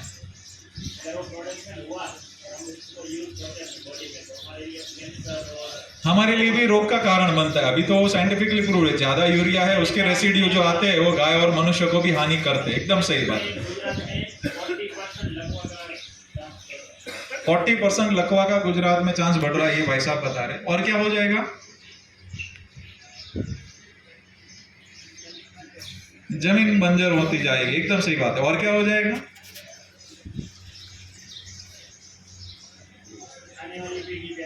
आने वाली पीढ़ी पे असर आएगा। और क्या हो जाएगा? गेहूं 500 रुपए किलो मिलेगा। हाँ, गेहूं 500 रुपए मिलेगा। और क्या हो जाएगा? देखो ये सब चीज आप ही बता रहे हो। अंदर केचुए मरेंगे, माइक्रोब्स मरेंगे, जमीन हार्ड हो जाएगी, पानी नीचे नहीं उतरेगा और वाटर लेवल नीचे अपने आप जाएगा, फसलें बर्बाद होगी, खर्चा बढ़ जाएगा, रोग बढ़ जाएगा। जितना भी आपने बोला सब उल्टा इसके अंदर हो जाएगा। जब ये सारी प्रक्रिया फॉलो करेंगे, जमीन सॉफ्ट हो जाएगी, पानी नीचे उतरेगा, कम पानी में खेती होगी, माइक्रोब्स बढ़ जाएंगे, केचुए बढ़ जाएंगे, वेजिटेटिव ग्रोथ बढ़ेगा और फ्लावरिंग फ्रूटिंग भी बढ़ेंगे और कीटक भी कम लगेंगे। ये सारी चीजें जितनी भी बोली, सारा का सारा उल्टा आप महसूस करेंगे इस प्रक्रिया के अंदर। तो ये गौ माता की ताकत है और ये सारी चीजें मैंने हमारे पुस्तक में लिखी हुई है, उसको आप बिल्कुल डाउनलोड करके पूरा अभ्यास कर सकते हो। ये 8 बैक्टीरिया फॉस्फोरस उपलब्ध करने वाले, मतलब डीएपी का काम हो गया। आपको डीएपी नहीं डालना पड़ेगा इस प्रक्रिया को फॉलो करते हुए। ये पोटाश उपलब्ध करने वाले बैक्टीरिया है। इसके अंदर स्पिगोमोनास नाम का जीवाणु है। वो ऐसा है कि पोटाश तो उपलब्ध करता है लेकिन तनाव कम करता है। आपने 3-4 दिन खाना नहीं खाया, पानी नहीं पिया तो तनाव आ जाएगा, स्ट्रेस आ जाएगा, डिले हो जाएंगे। सेम वनस्पति का है, ज्यादा मिल गया न्यूट्रिशन, कम मिल गया, ज्यादा पानी ओवरडोज हो गया, सब अलग अलग स्थिति में उसको स्ट्रेस आता है। ये तनाव को भी कम करने वाला काम करता है। और ये सल्फर उपलब्ध करने वाले 7 जीवाणु हैं। तो सल्फर भी बाहर से आपको खरीदना नहीं है इस प्रक्रिया के बाद में। ये रोग नियंत्रण करने वाले जीवाणु का लिस्ट है। 13 जीवाणु ऐसे मार्केट में। सूडोमोनास पता होगा आपको, तो इसके अंदर सूडोमोनास भी है, सूडोअल्टोमोनास भी है, एंटेरोबैक्टर भी है, एंटरकोकस है, लैक्टोबैसिलस की पूरी रेंज है। ऐसा करके 13 जीवाणु ऐसे हैं अपने शरीर में से एंजाइम छोड़ते हैं कि आपने भले कई साल से पेस्टिसाइड डाला हो, ये सरलता से आपके पेस्टिसाइड्स को रिप्लेस कर देगा, आपको खर्चे कम लगेंगे। ये टोटल 13 जीवाणु मैंने बताया वो ऐसे हैं। ये कंपोस्ट करने वाले बैक्टीरिया है। मैंने बताया ना खाद आपको अच्छे से बन जाता है। उसके पीछे ये 14 जीवाणु का काम है। तो आपके खेत में कभी जलाना नहीं, आग नहीं लगाना। आप उसको पलटे लगा के बीज लगा दो, ये बैक्टीरिया छोड़ दो, जो भी कचरा बचा है उसका खाद बना देगा। तो जब भी आग लगाएंगे हमारे मित्र जीवाणु भी मरेंगे, फायदे की जगह पे धीरे धीरे करके जमीन को बहुत नुकसान होना शुरू हो जाएगा। ये ग्रोथ प्रमोटिंग करने वाले 7 जीवाणु। तो मार्केट में ग्रोथ प्रमोटर्स बहुत मिलते हैं, तो वो खरीदने की जरूरत नहीं है। इसके अंदर 7 जीवाणु ग्रोथ प्रमोटिंग का काम करते हैं। तो बहुत कम खर्चे के अंदर भी ग्रोथ प्रमोटिंग का काम हो जाएगा। इसके अंदर खनिज क्षार उपलब्ध करने वाले नोवेल बैक्टीरिया है। गोबर गौमूत्र के अंदर खनिज, रिच खनिज है, तो वो खनिज डायरेक्ट पौधा नहीं खा सकता, ये उपलब्ध कराते हैं। तो ये इतनी अच्छी अच्छी चीजें निकल रही है। फिर दूसरा क्या होता है कि हमने जो भी केमिकल डाला है वो अलग अलग प्रक्रिया बन के हैवी मेटल्स जमीन में बढ़ रहे हैं। हैवी मेटल्स जो बढ़ रहे हैं तो उसको विघटन करने लेलियोटिया क्लिवेरा करके 3 जीवाणु हैं। तो आपकी जमीन के अंदर जो दवाइयां डाल डाल के जो हैवी मेटल्स बढ़े हैं उसको जल्दी से जल्दी विघटन करने वाली 3। ये मैं जितना भी बोल रहा हूँ ना, आप माइक्रो अभ्यास कर सकते हैं। मैं जितना भी बोल रहा हूँ उसका पूरा चिंतन अच्छे से करते रहना। ये हाइड्रो सुगंधित को अपघटन करने वाले जीवाणु हैं। ये सारा एक के अंदर ही है। अभी ये बैक्टीरिया रसोई घर के काम करते हैं। जो गोबर डाला है उसको वनस्पति को खिलाने का काम करते हैं। ये मैं हवा में तो बात नहीं कर सकता हूं ना। आज से 50 साल पहले 1 ग्राम मिट्टी में 2 करोड़ जीवाणु थे लगभग। अभी वो हमने एक नए काम के जीवाणु को मारने के लिए दवाई मारी, काम के अब्जों मर गए। यूरिया मारा, काम को अब्जों मर गए। तो अभी काम की कॉलोनी 10-20% भी नहीं बची है, मुश्किल है। ये सब जीवाणु नीचे जाके रसोई घर का काम करते हैं। अभी हवा में तो बात नहीं कर सकते। तो मैं आपको एक अच्छा अभ्यास करने का एक प्रक्रिया बताता हूं। हम लोग ऐसे ही प्रयोग करते हैं। देखिए हमने सब प्लॉट में सेम गोबर डाला हुआ है, गौ कृपा अमृतम से बनाया हुआ है, सेम बीज डाला हुआ है, लेकिन इसमें गौ कृपा अमृतम बैक्टीरिया नीचे और ऊपर दोनों जगह पे दिया है। नीचे फ्लड में दिया है, ऊपर स्प्रे किया है। इसमें खाली गोबर डाला है, गौ कृपा अमृतम डाला ही नहीं है। इसमें खाली स्प्रे किया है, नीचे नहीं डाला है। कौन सा अच्छा दिख रहा है? सबको यही दिख रहा? आपके खेत में भी ऐसे दिखेगा? ठीक है ना? तो आंख बंद करके गोपाल सुतरिया बोलता है या कोई भी बोलता है, मानो ही मत। छोटा करो, एग्जैक्ट प्रयोग करो। आधा अधूरा करने से बाल मृत्यु होता है। तो ऐसा मत सोचो कि मेरे पास 20 एकड़ जमीन है, जाके 20 एकड़ में कर दूं। तो फिर आपने गोबर ठीक से पकाया नहीं, कम डाला, बैक्टीरिया ठीक से गया नहीं गया, फिर परिणाम नहीं मिलेगा, कम मिलेगा, तो फिर वापिस आप जहां थे वहां पे आ जाएंगे। तो आपके पास भले 10 बीघा जमीन हो, आधे बीघे में करो, 20 बाय 20 फुट में करो, लेकिन जितना करो सटीक करना। ऐसा मेरी विनती। एक एक चीज पॉइंट नोट करके एग्जैक्ट थियरी से हमारा कार्य जमीन पे जाना चाहिए, तो तुरंत आपका बात आप पौधे के साथ को रिलेट कर सकते हो। तो आपके खेत के छोटे वैज्ञानिक आपको बन जाना है। आपको जो भी मैं बोल रहा हूं अनुभूत प्रयोग करो। पूरी जिंदगी पड़ी काम करने के लिए, लेकिन पहले सीजन में आपको लगता है 1 एकड़ में कर सकते हो, 1 एकड़ करो, 10 एकड़ में कर सकते हो, 10 एकड़ करो, 20 बाय 20 फुट में कर सकता हो, उतना ही करो। और किसी के साथ घर्षण नहीं करना। परिवार में पिताजी, चाचा, बंधु, पड़ोसी, किसी के साथ घर्षण मत करो। करके दिखा दो। एक सीजन आपने करके दिखाया, फिर वही मानेंगे, उनको भी अच्छा ही लगेगा ना प्रोडक्शन। तो किसको पसंद नहीं आएगा? तो घर्षण नहीं, बातें नहीं, काम। आपका काम बोलना चाहिए। इस प्रक्रिया से आप आगे बढ़ेंगे तो आपका सुख रूप पूरी स्थिति आगे बन जाएगी। जैसे ये 5 स्टेप फॉलो करेंगे, देशी केचुआ, अड़सिया, गांडुल पैदा हो जाएगा। पहले बाल जैसे पतले पतले बच्चे और फिर बड़े। पहली बारिश की सीजन में आपको वहां पे इतनी बड़ी मात्रा में केचुए दिखेंगे, आपने सोचा नहीं होगा गांडुल। तो ऊपर से लेके 20 फुट नीचे जाने वाली वेराइटी भी पैदा होती है इसके अंदर। इसके अंदर मिट्टी खाने वाले केचुआ भी पैदा होता है। जो बाहर वर्मी कंपोस्ट करते हैं वो विदेशी केचुआ ही रहता है। वो जल्दी मल्टीपल जमीन पे सब जगह पे करना बड़ा मुश्किल होता है, बट ये वाला देसी केचुए पैदा होते हैं। और 1000 देसी केचुए को अच्छा वातावरण आपने जमीन पे उपलब्ध रखा, 1 साल में 8.25 लाख बनते हैं। ऊपर नीचे जाएंगे, वापिस नया छेद करेंगे, पुराना छेद नहीं उपयोग करेंगे, वापिस नया छेद करेंगे। ऊपर नीचे जाते समय अपने शरीर में से एंजाइम छोड़ते जाएंगे, हॉल जल्दी भरेगा भी नहीं और वो एंजाइम खेत को काम भी लगेगा।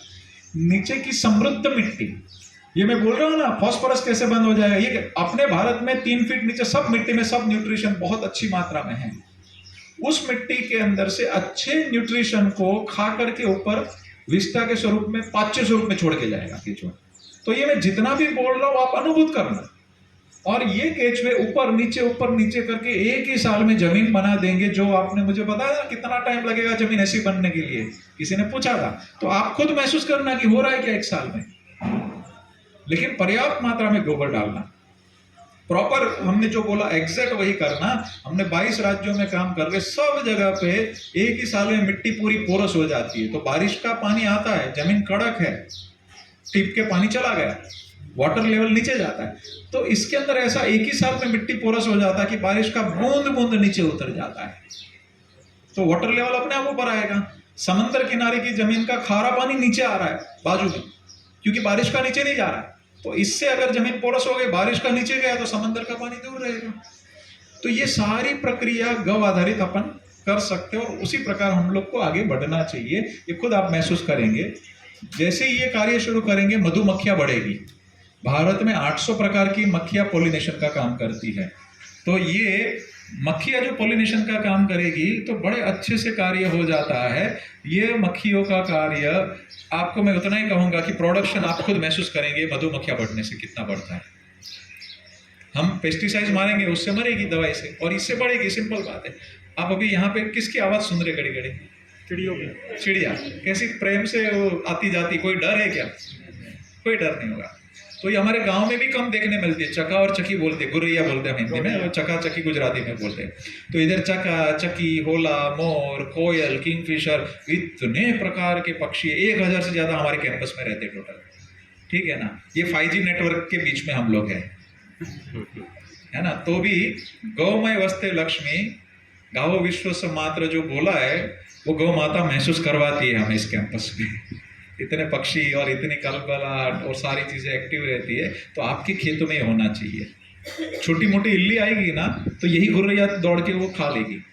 कुछ ना करो ना, तो बाउंड्री पे पेड़ लगाना शुरू कर दो और एक टी लगा दो लकड़े का, ऐसा करके टी लगा दो। चिड़िया सवेरे आके उस पर बैठेगी, वो देखेगी, तुरंत जाके वो चुग लेगी, वो इल्ली खा लेगी।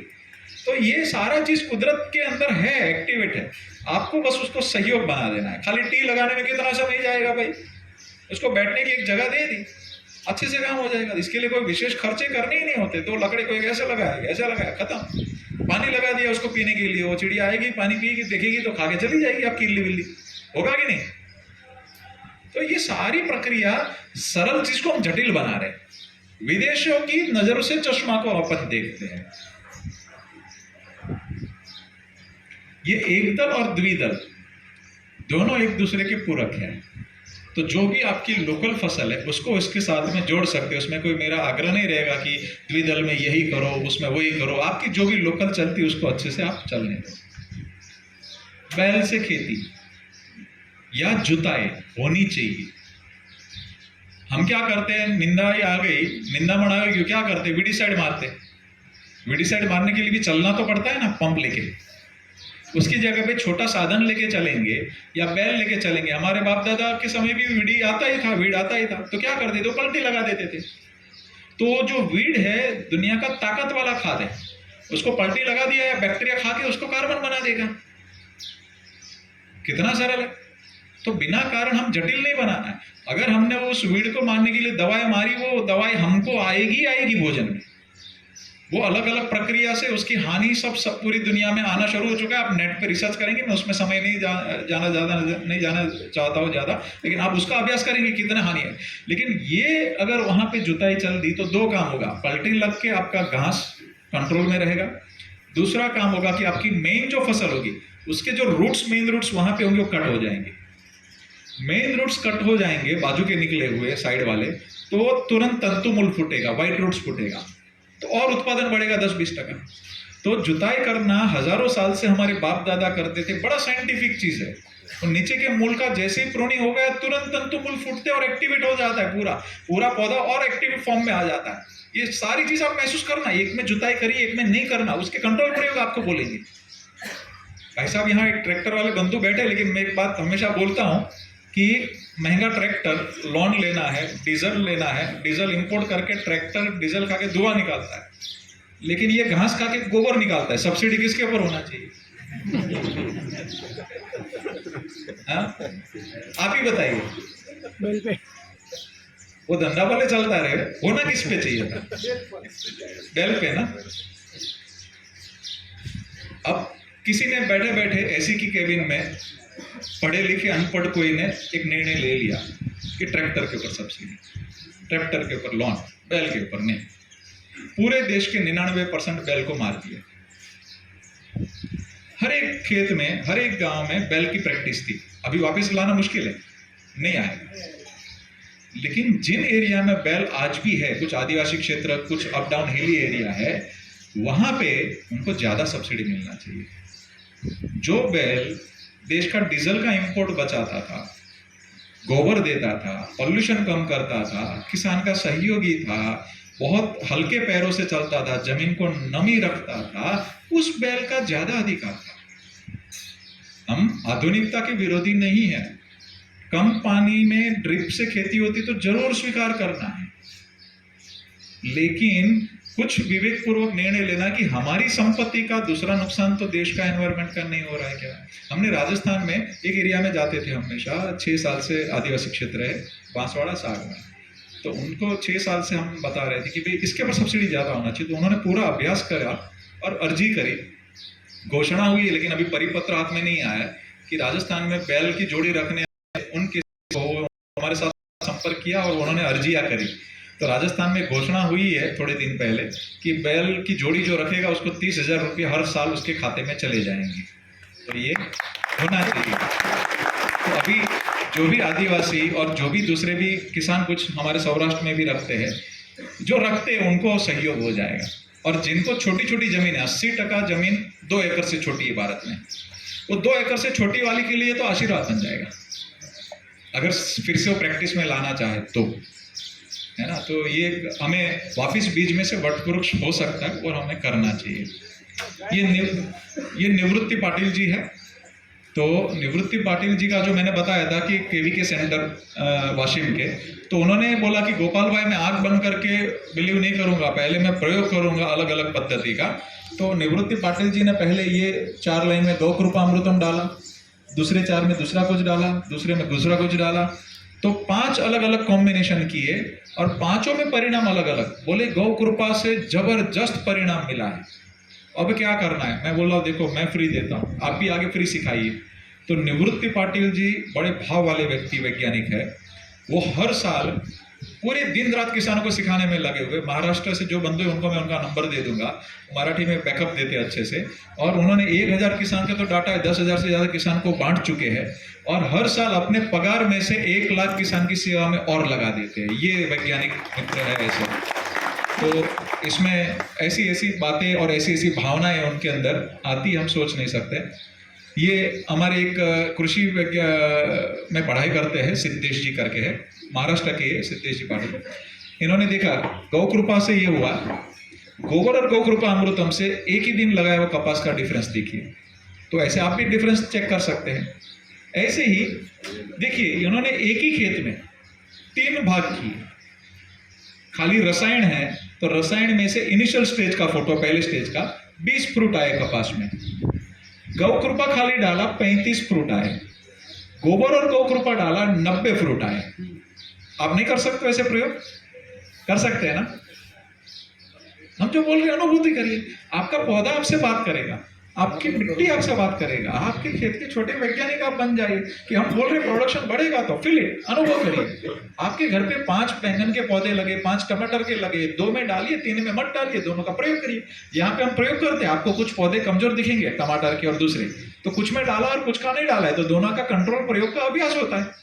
तो हमेशा अच्छे से चिंतन और प्रयोग, परिणाम के साथ के प्रयोग हमें करने चाहिए। देखिए कपास में लेफ्ट में डाला है, राइट में नहीं डाला है, कौन सा अच्छा दिख रहा है? सबको यही दिख रहा है ना? देखिए यहाँ पे अनइवन है, यहाँ पे एक सरी का कपास का पौधा है, इसका पत्तों का स्वास्थ्य कैसा है, इसका कैसा है, इसके अंदर सुखारा रोग आया हुआ है। इधर डाला गौ कृपा अमृतम, हवा में डाल के इधर उड़ा, इधर की 2 लाइन बदल गई, दिख रहा है? तो दूसरे की बुराई हमारे में आ सकती तो हमारी अच्छाई दूसरे में जा सकती कि नहीं? देखिए एक बैक्टीरिया आप खरीदने जाएंगे ना, नाइट्रोजन फिक्सेशन 200 रुपये लीटर की बोतल आती है, घर पे नहीं बनेगी, घड़ी घड़ी खरीदने जाना पड़ेगा। 5 बैक्टीरिया एक कंपनी 4,500 रुपये लीटर बेचती है, घड़ी घड़ी खरीदने जाना पड़ेगा, घर पे नहीं बनेगा। ये 110 बैक्टीरिया जीवाणु जो किसान के घर पे बनेगा, ऐसा कोई वर्ल्ड में प्रोडक्ट ही नहीं है। हम भी बेच सकते थे, हमें ऑफर भी थी और जरूरत भी थी, लेकिन हमारे गुरुदेव जी के शब्द याद आए। हमारे गुरुदेव जी परमहंस हंसानंद देव, मेरा नाम उन्होंने रखा, राशि पे से नहीं है। वो कहते थे कि गौ माता और किसान, धरती माता दुखी है ना तो देश कभी खुश नहीं होगा। और एक शब्द पे हमने 18 साल पहले मुंबई छोड़ा और ये प्रयोग शुरू किए थे। तो हमने चिंतन किया पूरा परिवार ने मिलके कि भाई देश का खर्चा कितना है, तो टोटल यूरिया, डीएपी, पेस्टिसाइड सब मिलके 15 लाख करोड़ के आजू बाजू का खर्चा है, और उसमें से 70% पैसा कंपनियों में जाता है, 70% पैसा विदेश में जाता है। कंपनियों में तो सब जाता है, लेकिन 70% विदेश जाता है। अब एक ईस्ट इंडिया कंपनी बंद हुई है और हर किसान के खेत में से पैसा विदेश जा रहा है। तो ये सब पैसा बचेगा अगर गाय आधारित ये खेती हुई, गाय बचेगी, स्वास्थ्य बचेगा, स्वास्थ्य के पैसे बचेंगे, सात्विक अन्न खाएंगे तो सात्विक मन बनेगा। ये सारा चिंतन देखते हुए हमने एक विल बना दिया, छोटे भाई और सब लोग ने परिवार में मिलके, कि इसका हमारी अगली पीढ़ियों का भी अधिकार नहीं है। पूरी दुनिया के सभी किसान धरती माता और गौ माता को समर्पित, फ्री सिखाएंगे, फ्री देंगे, फ्री करेंगे, पूरी चेन हमारी निःशुल्क ही चलेगी आजीवन।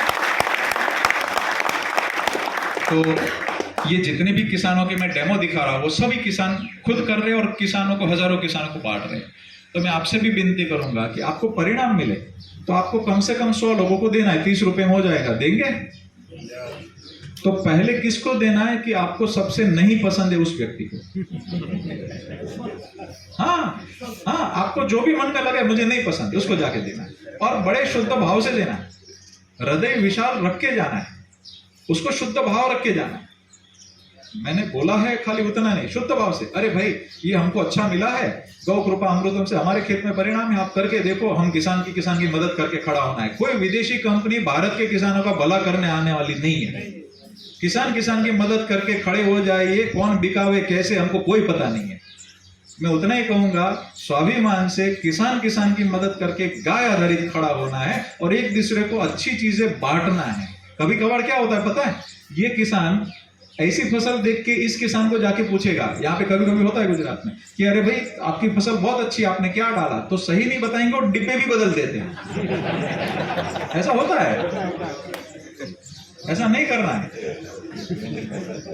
हमें स्वाभिमान से खड़ा होना है, हमें एक दूसरे की मदद करके खड़ा होना है, और तभी संभव है कि जब हम सब लोग मिलके चलेंगे, बड़ा विशाल हृदय रख के। हमारे केंद्र में गौ माता और धरती माता होनी चाहिए, कोई मनुष्य नहीं होने चाहिए, ठीक है।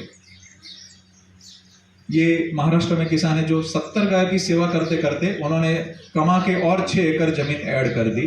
जो उनकी जमीन कर्जों में 38 एकड़ जली गई थी, वो वापस उन्होंने रिवाइव करके खड़ी करी है। ये प्रशांत जी है संगमनेर से, महाराष्ट्र से। वो गिर गाय रखते थे, अपना वीडियो देख के आए, बोले गोपाल भाई आपके जैसा गिर गाय दिला दो, हमको और सेवा करनी है। मैंने बोला देखो सेवा करनी है ना, तो आपके एरिया की जो देसी नस्ल है ना, उसने हजारों साल आपके पूर्वजों को पाला है, उस नस्ल की सेवा करिए। बोले बात तो सही है, लेकिन हमारी इतनी छोटी है, दिन का 1.5 लीटर दूध देती है, डांगी है, तो कैसे इकोनॉमी होगी। मैंने बोला देखो हमने दूध को बाई प्रोडक्ट बना दिया है, गोबर को मेन प्रोडक्ट बनाया है, तो आपको दूध से ज्यादा पैसा मिलना है, लेकिन उस गाय का भी दूध बढ़ा देंगे। बोले ऐसा हो सकता है, उसकी बच्चे का बढ़ेगा। मैंने बोला नहीं, वही की वही गाय का। बड़े सज्जन व्यक्ति है, उन्होंने प्रयोग किए डांगी गायों पे। एक ही साल में वही की वही 1.5 लीटर वाली डांगी 4 लीटर पे चली गई, वही की वही। अभी खाना कितना खाया, गिर के सामने 30%। एक गिर के खाने में 3 डांगी पल गई, 3 का मिलके 12 लीटर दूध हो गया। पूरे गुजरात में गिर की एवरेज 8 से 10 लीटर है, उससे भी वो आगे चली गई डांगी। गिर को आंचल के रोग है, मस्टेटाइज, उसको नहीं है। गिर को गर्भाशय बाहर निकलने की प्रोलिप्स की केसेस बहुत है, उसको नहीं है। वो कैसी भी बारिश हो, ऊपर नीचे पहाड़ी हो, ये गाय चली जाती है वहां पे संगमनेर के आजू बाजू। तो गाय में वो गिर से भी आगे चली गई। अभी उनकी कोई कोई डांगी 7 लीटर पे चली गई। ऐसी लाल कंधारी पे हमने काम किया, लाल कंधारी 2 से 3 लीटर वाली 7 पे चली गई। देवणी पे हुआ, ऐसे कांकरेज पे हुआ। ऐसी 20 नस्लों में भारत की अलग अलग जगह पे हमको अनुभूति आ गई। सभी गौ माताएं अच्छी है, काले माथे वाले मनुष्य में कमी है। हमारे पूर्वजों ने जो मेहनत करी है हजारों साल से, उसको न्याय देना है। होता क्या है पता है, विदेशी मानसिकता की ग्रंथि में बंधे हुए हैं। विदेशी गाय आते हैं ना, उसकी डोल भर के दूध दिखेगा, कितना खा के निकला है ना वो नहीं दिखेगा। कभी हमारी देशी गाय को क्या करते पता है, रखड़ती छोड़ेंगे, खुला धूप में गया, कुछ खाने को मिला पिया नहीं पाना। और विदेशी गाय को ट्रीटमेंट देंगे, उसको पंखा लगाएंगे, पेट भर के खाना देंगे, न्यूट्रिशन देंगे, मिनरल्स देंगे, और फिर तुलना करते। तुलना सही है क्या? हमारी देशी गाय को अच्छे से खाना दिया क्या कभी? उसको अच्छे से ब्रीड किया क्या कभी? तो हम ही अनजाने में हमारी माताओं का अपमान कर देते हैं। उस माताओं को सम्मान पूर्वक खड़ा किया तो दूध की गुणवत्ता अनमैच्ड है, गोबर की गुणवत्ता अनमैच है, गौमूत्र की गुणवत्ता अनमैच है। हजारों साल की मेहनत है हमारे पूर्वजों की। ऐसी दुनिया में कोई नस्ल है जो नहीं है जो भारत में है इतनी सारी प्रकार की, और देसी नस्ल की क्षमता अलग है। तो मेरी विनती है, जो कोई बंधु है गिर से सोच रहे कि हम बाहर दूसरे राज्य में ले जाना है, मत ले जाइएगा। 80-90% गौशालाएं फेल हैं। ब्राजील भी पूरा पिक्चर नहीं दिखाता है। ब्राजील के अंदर भी बड़ा बड़ा ऑर्डर दिखता है ना, वो बहुत खराब प्रैक्टिस है उनकी। ब्राजील की स्थिति बहुत खराब है, यहाँ की हमारी एवरेज से कम है उसका दूध। जिस गाय का ऑर्डर बड़ा दिखाते हैं उसको हार्मोन के कई प्रकार के डोजेस दिए जाते हैं, नॉनवेज बेस्ड प्रोटीन खिलाए जाते हैं, और जो बड़ा ऑर्डर दिखाने के लिए 3 दिन दोहते नहीं है गाय को, फिर फोटो निकालते हैं, फिर कंपटीशन में लगाते हैं। वो उनकी नॉर्मल प्रैक्टिस है। हम ऐसा गाय को कर सकते हैं क्या? और 3 टाइम का दूध दो के वो गिनते हैं, यहाँ पे 2 टाइम का गिना जाता है। तो ये टोटल, हम कभी गहराई में नहीं जाते। एक वीडियो आ गया, अरे ब्राजील ने ये कर दिया, कुछ नहीं किया है, इनब्रीड किया है, चेन ऑफ इनब्रीड हुई। नाउ दे रियलाइज कि वो उन्होंने इनब्रीड किया है, उनका डीएनए डिटोरिएशन हुआ, इसीलिए ब्राजील हमारे पास मांगता था पहले भी आकर के। इसीलिए भारत से उनको चाहिए अभी भी। क्यों चाहिए भाई? उनका अच्छा है तो भारत से क्यों चाहिए? अभी भी लेके जा रहे हो, और फिर हमारे से लेकर के हमारे को भी बेचेंगे वो। तो टेक्नोलॉजी की बात है, उससे मेरा विरोध नहीं है, लेकिन विवेक पूर्वक टेक्नोलॉजी। वो दोपहर के बाद के सत्र में आएगा कि उस टेक्नोलॉजी से कितना फायदा है, कितना नहीं है, एम्ब्रियो ट्रांसप्लांट है, आर्टिफिशियल इंसेमिनेशन है, वो सारा चीज मैं बताऊंगा कि कैसे कैसे हो सकता है। बट ये प्रशांत जी का उस समय का फोटो है जब 1 साल 2 साल सबको पता होगा कि मक्के के अंदर वो लश्करी इल्ली आई थी और पूरे दुनिया के सब मक्के में से 30 से 40% खत्म कर दिया था। उस साल का मक्के का फोटो है कहीं पे दिक्कत? तो ये ताकत है गौ माता की। और उन्होंने, ये दूसरा पीपीटी है हमारा, लेकिन इन्होंने इस साल अंगूर, अनार सब बैक्टीरिया से पका है, गजब के उत्पादन लिए, आंवला से लेकर के बहुत शानदार परिणाम लिए हैं। तो संगमनेर से प्रशांत जी अच्छे से लोगों को कर रहे और सिखा रहे हैं। ये राजेश भाई टिकार, उन्होंने ही पहली बार गौ कृपा अमृतम महाराष्ट्र में लेके गए थे और हजारों किसानों को बांटा, उनको हम हमेशा याद करते हैं। ये आर्ट ऑफ लिविंग में मिर्ची के अंदर जो परिणाम है। संजय भाई, તમે કપાસનું ઉત્પાદન નું કહી શકશો વાત? आपका नाम क्या है? कपास के अंदर 1.25 लाख रुपए का उत्पादन पर एकड़ का लिया है, जो गुजरात में 30,000 का लेते हैं। तो कपास में वहां तक भी जा सकते हो। तो वो कैसे लिया, क्या लिया, मैं संजय भाई का नंबर जो कपास की खेती करते हैं उनको दे सकता हूँ। तो बिल्कुल ये मिर्ची के अंदर जो एक्सपोर्ट होता था वहां पे दिक्कत आती थी, वो अच्छे से समाधान हो गया। ये यहाँ से 60 किलोमीटर दूर है धीरू भाई गडरिया, उनके गेहूं का आप लश कलर देख सकते हैं, उनका बाजरा। वो 40 विदेशी गाय रखते थे, धीरे धीरे उनके हृदय में सारी बातें आई, 40 विदेशी की जगह पे 40 देसी हो गई। अभी गोबर से वो दूध से ज्यादा पैसा निकाल रहे हैं और अच्छे से अहमदाबाद में उसकी सब्जियां बिकती है, उसके अमरूद बिकते हैं, उनका गेहूं बिकता है और बड़ा मुनाफा करते हैं। ये यूपी के अंदर आप परिणाम देख सकते हैं, धान के अंदर। ये गेहूं के अंदर हम देख सकते हैं कि हम गोंडल में गए थे, गौ कृपा से जो खेती कर रहे हैं, और ये उनके अमरूद वगैरह है। ये कपास के अंदर जो सिद्धेश जी ने, ये किसान ने क्या किया कि कई सालों से रसायन जाता था, जमीन भाड़े पे देते थे, तो गोबर नहीं था, तो पहली सीजन में ही 5 लाख का गोबर खरीदा और एक साथ में 40 एकड़ में डाला और पहली सीजन का एक कपास का आप लश देख सकते हो कैसा कपास है। सीधा ही डबल उत्पादन आया था जो पहले आता था उससे, और तेल की टकावारी कपास के अंदर बदल गई और इतने सॉफ्ट वाले पत्ते और डाली हो गई, उसको गाय कच्चा कच्चा खा रही थी सब जाके दौड़ दौड़ के उसको। तो ये सारी प्रक्रिया आपके फसलों की बदलने वाला चीज है। उन्होंने हॉर्टिकल्चर लगाया, आप देख सकते हैं मौसम्बी के अंदर कितने सुंदर परिणाम। इस साल संतरों के अंदर कुछ किसानों ने जबरदस्त परिणाम लिए इसके अंदर। तो मैं आपको विनती करूंगा कि आपके खेत के अंदर कुछ परसेंटेज आप बागायती जरूर जोड़िए, उसमें पैसा भी ज्यादा है, मेहनत कम है और उससे वातावरण भी अच्छा रहेगा, माइक्रोब्स भी बढ़ेंगे, आपके मुनाफा भी बढ़ जाएगा। तो अमरूद है या केला है या ये मौसम्बी है, संतरा है, कोई भी प्रकार से फल के पौधों के अंदर आप जरूर जुड़िए, उससे बहुत सुंदर परिणाम रहेंगे, आपका मुनाफा बढ़ेगा। प्लानिंग के साथ आप जरूर जाना। चीकू है, आप इसके सभी के अंदर बढ़ सकते हैं। ये देखिए लेफ्ट में गौ कृपा डाला है, राइट में नहीं डाला है, तो दोनों का आप फर्क देख सकते हैं। ये 10 गाय की सेवा कर पा रहे थे बंधु, अभी 90 गाय की सेवा कर रहे हैं। तो उनके घास का कॉस्टिंग बच गया। एक एनजीओ है, उनका 50 लाख का खर्चा था घास का, 1 साल का, हर साल का, उसका पिछले 2 साल से 0 हो गया है। ये गौ कृपा अमृतम और वो घास की वैरायटी यहाँ से लेकर के लिए, तो उनका खर्चा 0 हो गया और गायों का मृत्यु दर भी कम हो गया, तो तबीयत भी गाय की अच्छी हो गई। बड़ा सुंदर परिणाम है। ये केले के अंदर परिणाम है भरूच में, ये महाराष्ट्र में। ये किसान की मिर्ची में पूरे खेत में कुकड़वा आ चुका था, पूरा मुरझाने वाला। तो उन्होंने सुना कहीं से और बैक्टीरिया का पूरा हैवी स्प्रे कर दिया। जब कुकड़वा आता है ना तो बैक्टीरिया में पानी मत मिलाना, प्योर बैक्टीरिया ही छिड़क देना। उसके बाद में रिवाइव होके इतना मिर्ची बैठा हुआ है। दूसरी फसल में प्लेन बैक्टीरिया मत छिड़कना, कोई सेंसिटिव फसल होगी तो फल या कुछ भी चीज गिर भी सकती, लेकिन इस फसल में जब भी कुकड़वा आवे तो प्योर गौ कृपा अमृतम जरूर छिड़कना। परिणाम बहुत सुंदर है, 7 दिन के अंदर ही आपका पौधा बदल जाएगा।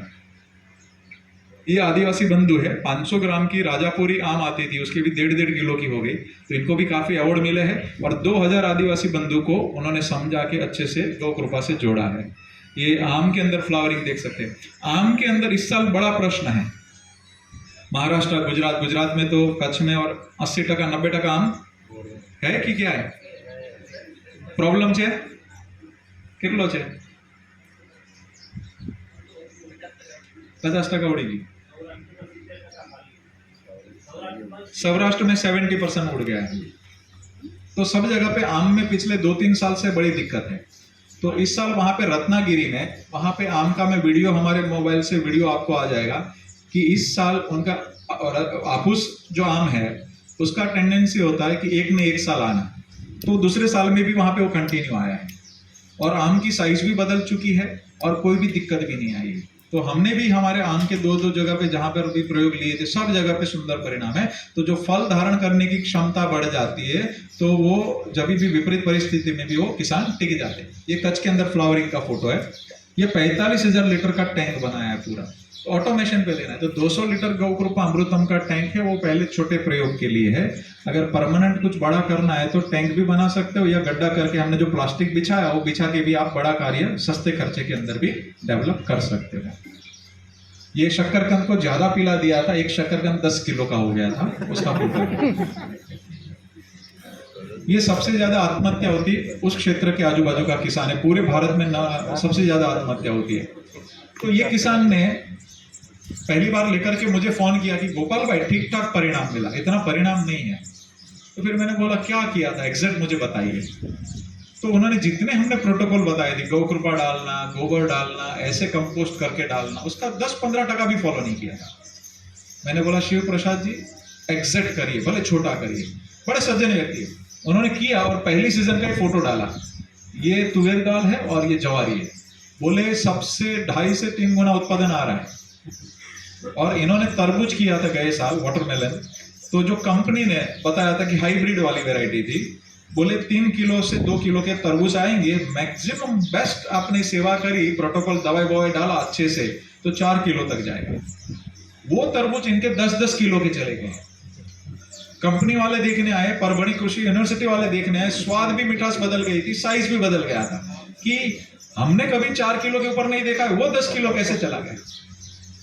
तो ये जो बंधु है, उन्होंने कई हजार किसानों के घर पे खुशियां ला दी। गौ कृपा अमृतम निःशुल्क बांटा, मराठी में शिविर ले रहे, तो बड़े भावपूर्वक ये पूरी प्रक्रिया कर रही है और 200 गाय की सेवा भी कर रहे हैं, तो बड़ा अच्छा काम कर रहे हैं। सफेद प्याज की मेडिसिनल वैल्यू ज्यादा होती है, तो उसमें बाफिया से लेके 3 प्रकार के रोग आते हैं, तो सभी के सभी इसमें कंट्रोल हो गए। और ये जगदीश भाई ने काम किया और 3000 से ज्यादा प्याज वाले किसान इसको बड़े सुंदर भाव से प्रयोग कर रहे और काम कर रहे। ये उत्तर गुजरात में तेनपुर में आप देख सकते हैं फसल के पत्तों, ये फूल गोभी सबसे सेंसिटिव फसल में से एक है सब्जियों में, लेकिन एक एक पत्तों का आप लश और कलर देख सकते हैं। तेनपुर गांव का किसान है और बड़े सुंदर परिणाम ले रहे हैं और उनको अवार्ड भी मिला है। ये आलू के अंदर इन्होंने परिणाम लिया है। ये कई साल केमिकल डालने का पहली सीजन का आलू का फोटो है और ये गए साल के कपास का फोटो है। उनका कलर और लश देख सकते हैं। बछड़िए गांव में वो दिल से उसको पैर छूते हैं, धरती माता को छूते हैं और फिर वो अंदर पैर रखते हैं। तो ये बात होनी चाहिए कि किसान के लिए गौ माता और धरती माता दोनों बड़े पूजनीय है। उसको हृदय पूर्वक भावना के साथ उसके साथ जुड़ेंगे, उसकी जरूरत को समझेंगे, पौधे की जरूरत को समझेंगे, तो कभी भी परफॉर्मेंस डाउन नहीं जाएगा। ये भिंडी गुरुकुल के बच्चों ने उगाई थी, उसका फोटो है। भिंडी अभी लगाई हुई है, कुछ समय के बाद वो आ जाएगी। लेकिन ये भिंडी जनरली भिंडी के पौधे में कितने भिंडी आती है, देसी विदेशी हाइब्रिड, पता है 30 भिंडी एवरेज आती है हाइब्रिड के अंदर एवरेज। तो ये देसी वाली भिंडी है, इसकी डालियां भी फूट जाती है गौ कृपा और बैक्टीरिया से। एक भिंडी पे एवरेज हमारे गुरुकुल के बच्चे और हम लोग 110 से ज्यादा भिंडी लेते हैं 30 के सामने। तो सभी हाइब्रिड ऐसा नहीं है कि वो आगे है देसी से। तो जैसे वो पालक मैंने बताया 2-2 फीट ऊंचा पालक होता है, 3 गुना हाइब्रिड से उत्पादन हम ले रहे हैं। तो देसी पालक का बीज अगर आपके पास आ गया तो कंपनी के पास जाना पड़ेगा क्या? तो नहीं। तो जिन देसी बीजों की वैरायटी का उत्पादन हाइब्रिड से ज्यादा है उसको संभाल के घर पे रख दो, उसका मल्टीप्लिकेशन करते जाओ और दूसरे किसानों को बांट दो, तो कंपनी के ऊपर डिपेंडेंसी खत्म हो जाएगी। हाँ, कोई ऐसी वैरायटी है कि 20% ही कम उत्पादन आएगा, 80% कम उत्पादन आएगा, उसको हम देसी के नाम पे अभी नहीं चला सकते किसानों के बीच में, दिक्कत है। तो जिसका उत्पादन अच्छा है उसको आइडेंटिफाई करके अच्छे से उसको डिसेंट्रलाइज करना चाहिए। ये हाईकोर्ट के जज साहब है कर्नाटक के, उन्होंने तरबूज के अंदर 2 से 3 किलो के आते थे, उनके 10 किलो के हो गए। उन्होंने भी 1-1 हजार किसान की हमारी शिविर लगाई थी। ये मेथी के अंदर गर्म है, ये किसान को शिविर लेकर के मदद कर रहा है, ये किसान को मदद कर रहा है। ये शिक्षक है, उनको गन्ने के अंदर उत्पादन डबल आया पहली सीजन में, क्लासरूम में उन्होंने सारा चालू कर दिया बच्चों को सिखाना। और ये होना चाहिए, आपके बच्चों को बचपन से ही या सारी प्रक्रिया समझ में चाहिए। छोटे बच्चे शहर के हो या गांव के हो, उसको मिट्टी से खेलना चाहिए। अभी विज्ञान प्रूव कर रहा है कि जो मिट्टी से खेल रहे उनकी इम्यूनिटी अलग लेवल की है। जो सब्जियों के साथ कार्य करते हैं, मिट्टी के साथ कार्य करते हैं, उसमें खेलना कूदना है, उन बच्चों की रोग प्रतिकारक क्षमता कुछ अलग लेवल की ही है। और उनको बचपन से खेती से लेके सब में जोड़ना चाहिए। ये 80-80 किलो पपीता पर प्लांट पे ले रहे। पपीता में वायरस निकालना बड़ा मुश्किल है, इनके पूरे खेत में वायरस आ चुका था। निकालने वाले थे, बाजू वाले ने बोला ये फ्री का है, डाल के देखो जरा। ये डाला, रिवाइव होने के बाद इतना पपीता बैठा। वायरस निकालना मुश्किल है कि नहीं, है ना। एक पपीते वाले किसान थे, अभी मुझे किसी ने बोला रास्ते में कि हाँ आपका क्या हुआ था, हाँ फिर क्या किया,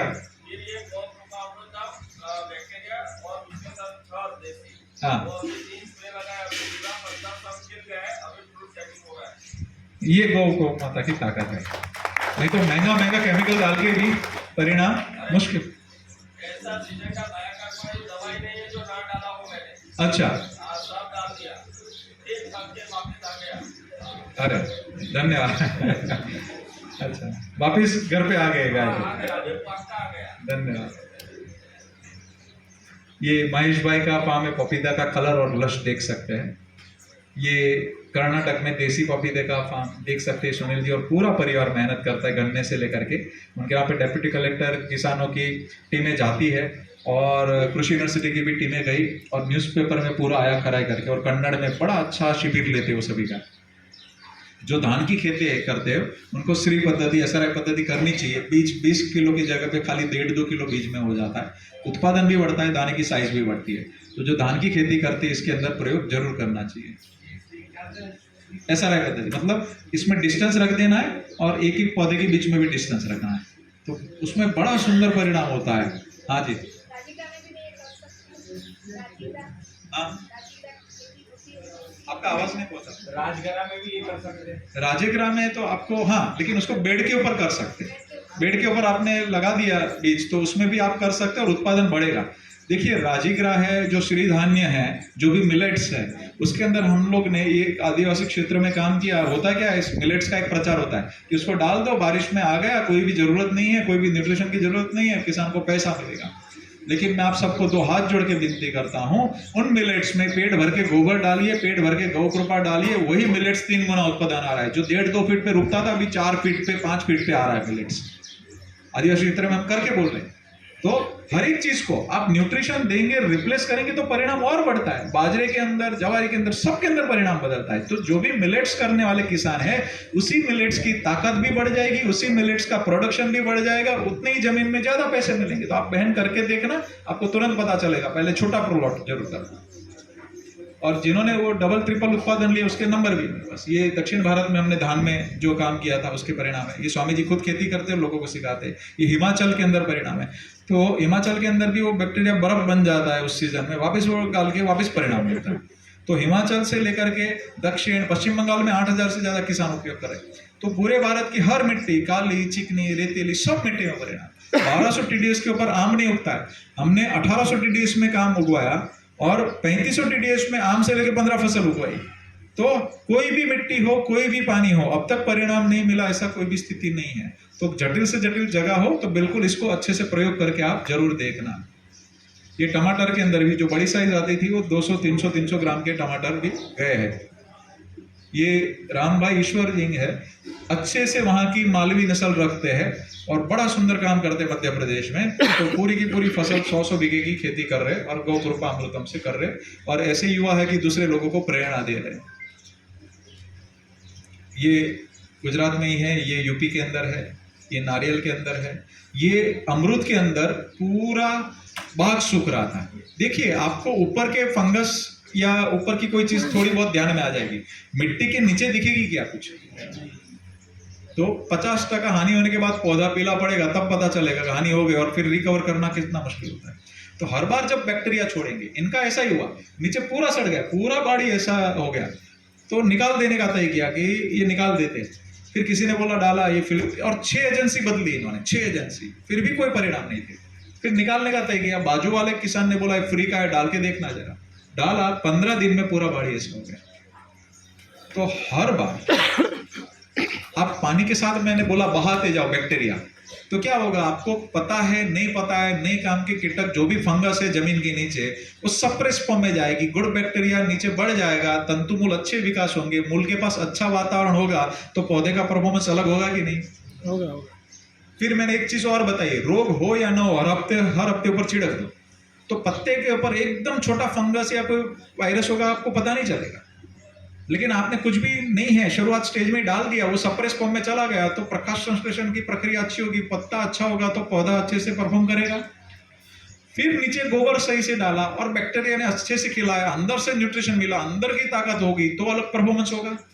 तो मूल के नीचे अंदर का ताकत और पत्ते का ताकत, तीनों जगह पे से परफॉर्मेंस आएगा तो परिणाम अनमेच होगा कि नहीं होगा। तो मैंने एक हमेशा बोलता हूं, विनती है कि अच्छा दिखे ना तो कुछ मत करो, ऐसा मत सोचो, एग्जैक्ट प्रोटोकॉल फॉलो करते जाइए, आपको परिणाम अतुलनीय मिलेगा। तो सही ढंग से पूरे प्रोटोकॉल को पालन करते हुए करना। फिर इनके अमृत के अंदर देखिए फल धारण करने की क्षमता बढ़ गई, तो ज्यादातर अमृत टिक भी गए और स्वाद भी पूरा बदल गया था।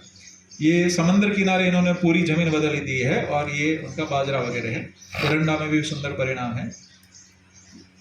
अभी इन्होंने अपनी माता जी की श्रद्धांजलि में गौ कृपा अमृतम सिखाया और बांटा, कितना भाव जगा होगा किसान का।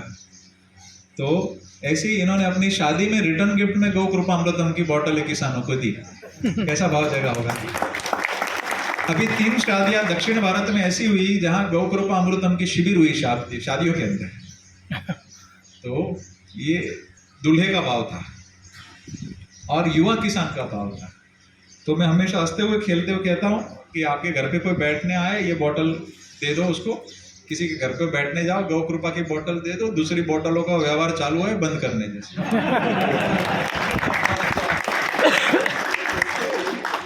सच बताना, कोई माता बहन बेटी को कोई लथड़िया खाते घर पे जाए पसंद आएगा क्या? नहीं आएगा। किसी को नहीं पसंद आएगा। हम हमारे परिवार के नजर में ही गिर जाएंगे। मेरी विनती है, किसी को पसंद नहीं आए। पीने के लिए लाखों चीजें हैं, खाने के लिए लाखों चीजें, एक या दो चीजें नहीं खाने की क्यों खाते हैं? तो अगर है तो छोड़ के उसको स्वाभिमान से खड़ा करना है। हमारी बहन बेटी माताओं के सम्मान उसके अंदर ही खड़ा होना, सच्चे वीर बनना, सच्चे भारतीय किसान बनना है। ऐसे बनिए कि आपके बच्चों के आदर्श ये फिल्मी हीरो नहीं होने चाहिए जो व्यसन में कुछ भी है, चरित्र में गड़बड़ है। उनके आदर्श हीरो आप खुद किसान मित्र होने चाहिए। उनके आदर्श शिवाजी महाराज होने चाहिए, उनके आदर्श महाराणा प्रताप होने चाहिए, उनके आदर्श राजीव दीक्षित जी जैसे लोग होने चाहिए। तो उनके आदर्श ये गड़बड़ लोग नहीं होने चाहिए। हाँ, इसलिए है कि घर वालों को दिखा सकते हैं मैंने पिया है, देखो मेरी आदत ऐसी है, तेरी ना हो जाए। अभी जो भी कारण हो, पर वो ठीक नहीं है, उससे निकलना है ना। उससे दिमाग काम करना बंद कर देता है। साइंटिफिकली प्रूव्ड है सारी चीजें। तो फिर कुछ भी होता है। यहाँ पे गुजरात में अहमदाबाद के आजू बाजू काफी किसान है जो दारू की आदत में ठाकुर लोग थे, उनको पिला के वो एक जमीन की जगह पे 3-3 जमीन लिखवा के बिल्डर लोग ने ले लिए। काफी केस लड़ रहे हैं अभी, पता नहीं चलता, पूरी जिंदगी की मूड़ी साफ हो जाती है। उन्हीं के घर में बर्तन धोते हैं। हाँ, तो ऐसा स्थिति है। तो मेरी विनती है, कैसे भी करके आपका आचरण ऐसा हो जाए कि हर रोज बच्चों को एक अच्छी कहानी सुनाइए जो बनी हुई घटना हो, इतिहास हो। हर रोज बच्चों का चरित्र निर्माण कैसे करना आपके हाथ में है। बिल्कुल अच्छे से आप प्लानिंग करेंगे ये काम होगा। और ये मैं बातें नहीं कर रहा हूँ, यहाँ पे जो गुरुकुल के बच्चे आपको जो सेवा दे रहे हैं ना, सवेरे से शाम तक खूब काम करते हैं, गाय धोते हैं, खेती करते हैं, झाड़ू पोछा करते हैं, बाथरूम साफ करते हैं। उसमें से बच्चे लंदन से भी है, गांव से भी है, मेरे बच्चे भी है। मेरे छोटे भाई की बेटी भी 7 गाय दोह लेती है आराम से। मेरा बड़ा बेटा भी 15 गाय दोहता है, गोबर उठाता है। तो गोबर उठाना, खेती का काम करना, गाय का काम करना गर्व का विषय है, शर्म का नहीं है। ये आपके बच्चों को बचपन से पता होना चाहिए। किसान कहीं पर भी दिखे, सीना तान के खड़ा होना चाहिए। आप कैसे भी करके, ये मैं इसलिए बता रहा हूं कि ये पूरे भारत में अनुभूति करवा दी गई है कि किसान का काम गड़बड़ है, इसलिए शहर में युवा बच्चे भागते हैं। तो दोनों तरीके से युवा बच्चों को खड़ा करना है, क्योंकि 100 बच्चे गांव से शहर जाते हैं ना, एक का कैरियर बनता है, बाकी 99 पूरी जिंदगी मेहनत करके घर नहीं बनता है, परिवार से टूट जाता है, गाय से बिछड़ जाता है, जमीनें बिक जाती है गांव की। तो अगर ये शहर वाला पैसा गांव में मिल गया, उसको जाना पड़ेगा शहर। शहर से ज्यादा सम्मान गांव में मिल गया तो जाना पड़ेगा क्या? और पूरी जिंदगी नौकरी करके यश बॉस ही करना पड़ेगा कि नहीं? कि ज्यादातर वही है ना, 99%। आपका कोई बॉस है किसान का? ऊपर वाला, खत्म। तो आनंद से, स्वास्थ्यपूर्ण गाय के साथ, परिवार के साथ जीवन जीना है तो वापिस स्वाभिमान से असल चेन खड़ी करनी, जो हमारे वर्णन हजारों साल से, उत्तम खेती, मध्यम व्यापार, कनिष्ठ नौकरी।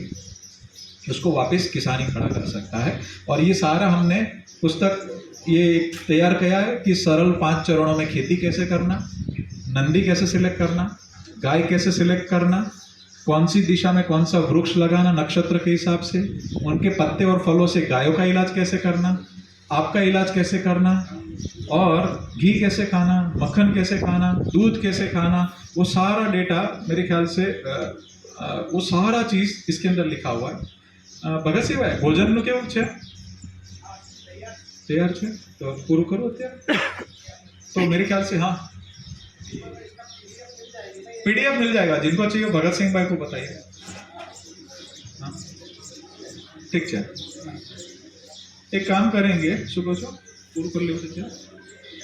अच्छा 5-10 મિનિટ પછી આપણે બપોર પછી गायनो राखे પછી प्रश्न ठीक है। 5 मिनट और करना है, 10 मिनट तब तक आप मैं भगत सिंह भाई का परिचय करा देता हूँ। आप वकील हैं, सवेरे से आपको जो सेवा दे रहे, 18 साल पहले वकीलात छोड़ के गाय की सेवा में लगे हुए, और 8 साल से अन्न ग्रहण नहीं किया, ज्यादातर कच्चा दूध पीते हैं, बाहर जाएंगे तो फल वगैरह कुछ लेते हैं। तो गाय उनके आचरण में है, गाय हमारे गुरुकुल के आचरण में है। तो ये दूध कैसे खाना, घी कैसे खाना, वो सारा मैटर करता है। तो भगत सिंह भाई दिल से वो दिन रात गाय की, और ये गौ कृपा अमृतम के सेवा के अभियान में है। और ऐसे ही लालजी भाई, ऐसे संदीप भाई, तो हिडन हीरोज है ये सारे। तो बिल्कुल धन्यवाद भगत सिंह भाई और उनका बेटा और बेटी इसी गुरुकुल में पढ़ते हैं, तो उनके आचरण में है कि गुरुकुल में यहाँ सर्टिफिकेट डिग्री नहीं है। घी कैसे खाना, दूध कैसे खाना, मछली के तेल से ये लोग ओमेगा 3 ओमेगा 6 की कैप्सूल बनाते हैं, 25,000 रुपये लीटर होती है। 2 चम्मच देसी गाय की बिलोने की घी में दूध कैसे खाना, वो इम्पोर्टेंट है। देखो मैं हर रोज लगभग 1 लीटर दूध पीता हूँ, हर रोज 1.5 लीटर छाछ पीता हूँ, हर रोज मिठाई खाते हैं, हर रोज घी पीता हूँ। ये बाहर का खाएंगे तो ऊपर चले जाएंगे। तो ये खाना कैसे, अभी एक फैशन निकली है कि दूध से ही सब रोग होते हैं, दूध हटाओ रोग भगाओ, ऐसी बातें कर रहे हैं। वेगन वाले भी है, दूसरे भी है, नेचुरोपैथी भी वाले हैं। लेकिन अगर ये होता तो हम और भगत सिंह आपके बीच में नहीं खड़े होते। लेकिन दूध खाने की विधि नहीं जानते, उनको भी अज्ञानता से बाहर आना है। मेरी विनती है, जो भी ऐसा प्रचार करके उनको भी विनती है कि दूध की एक विधि होती है खाने की।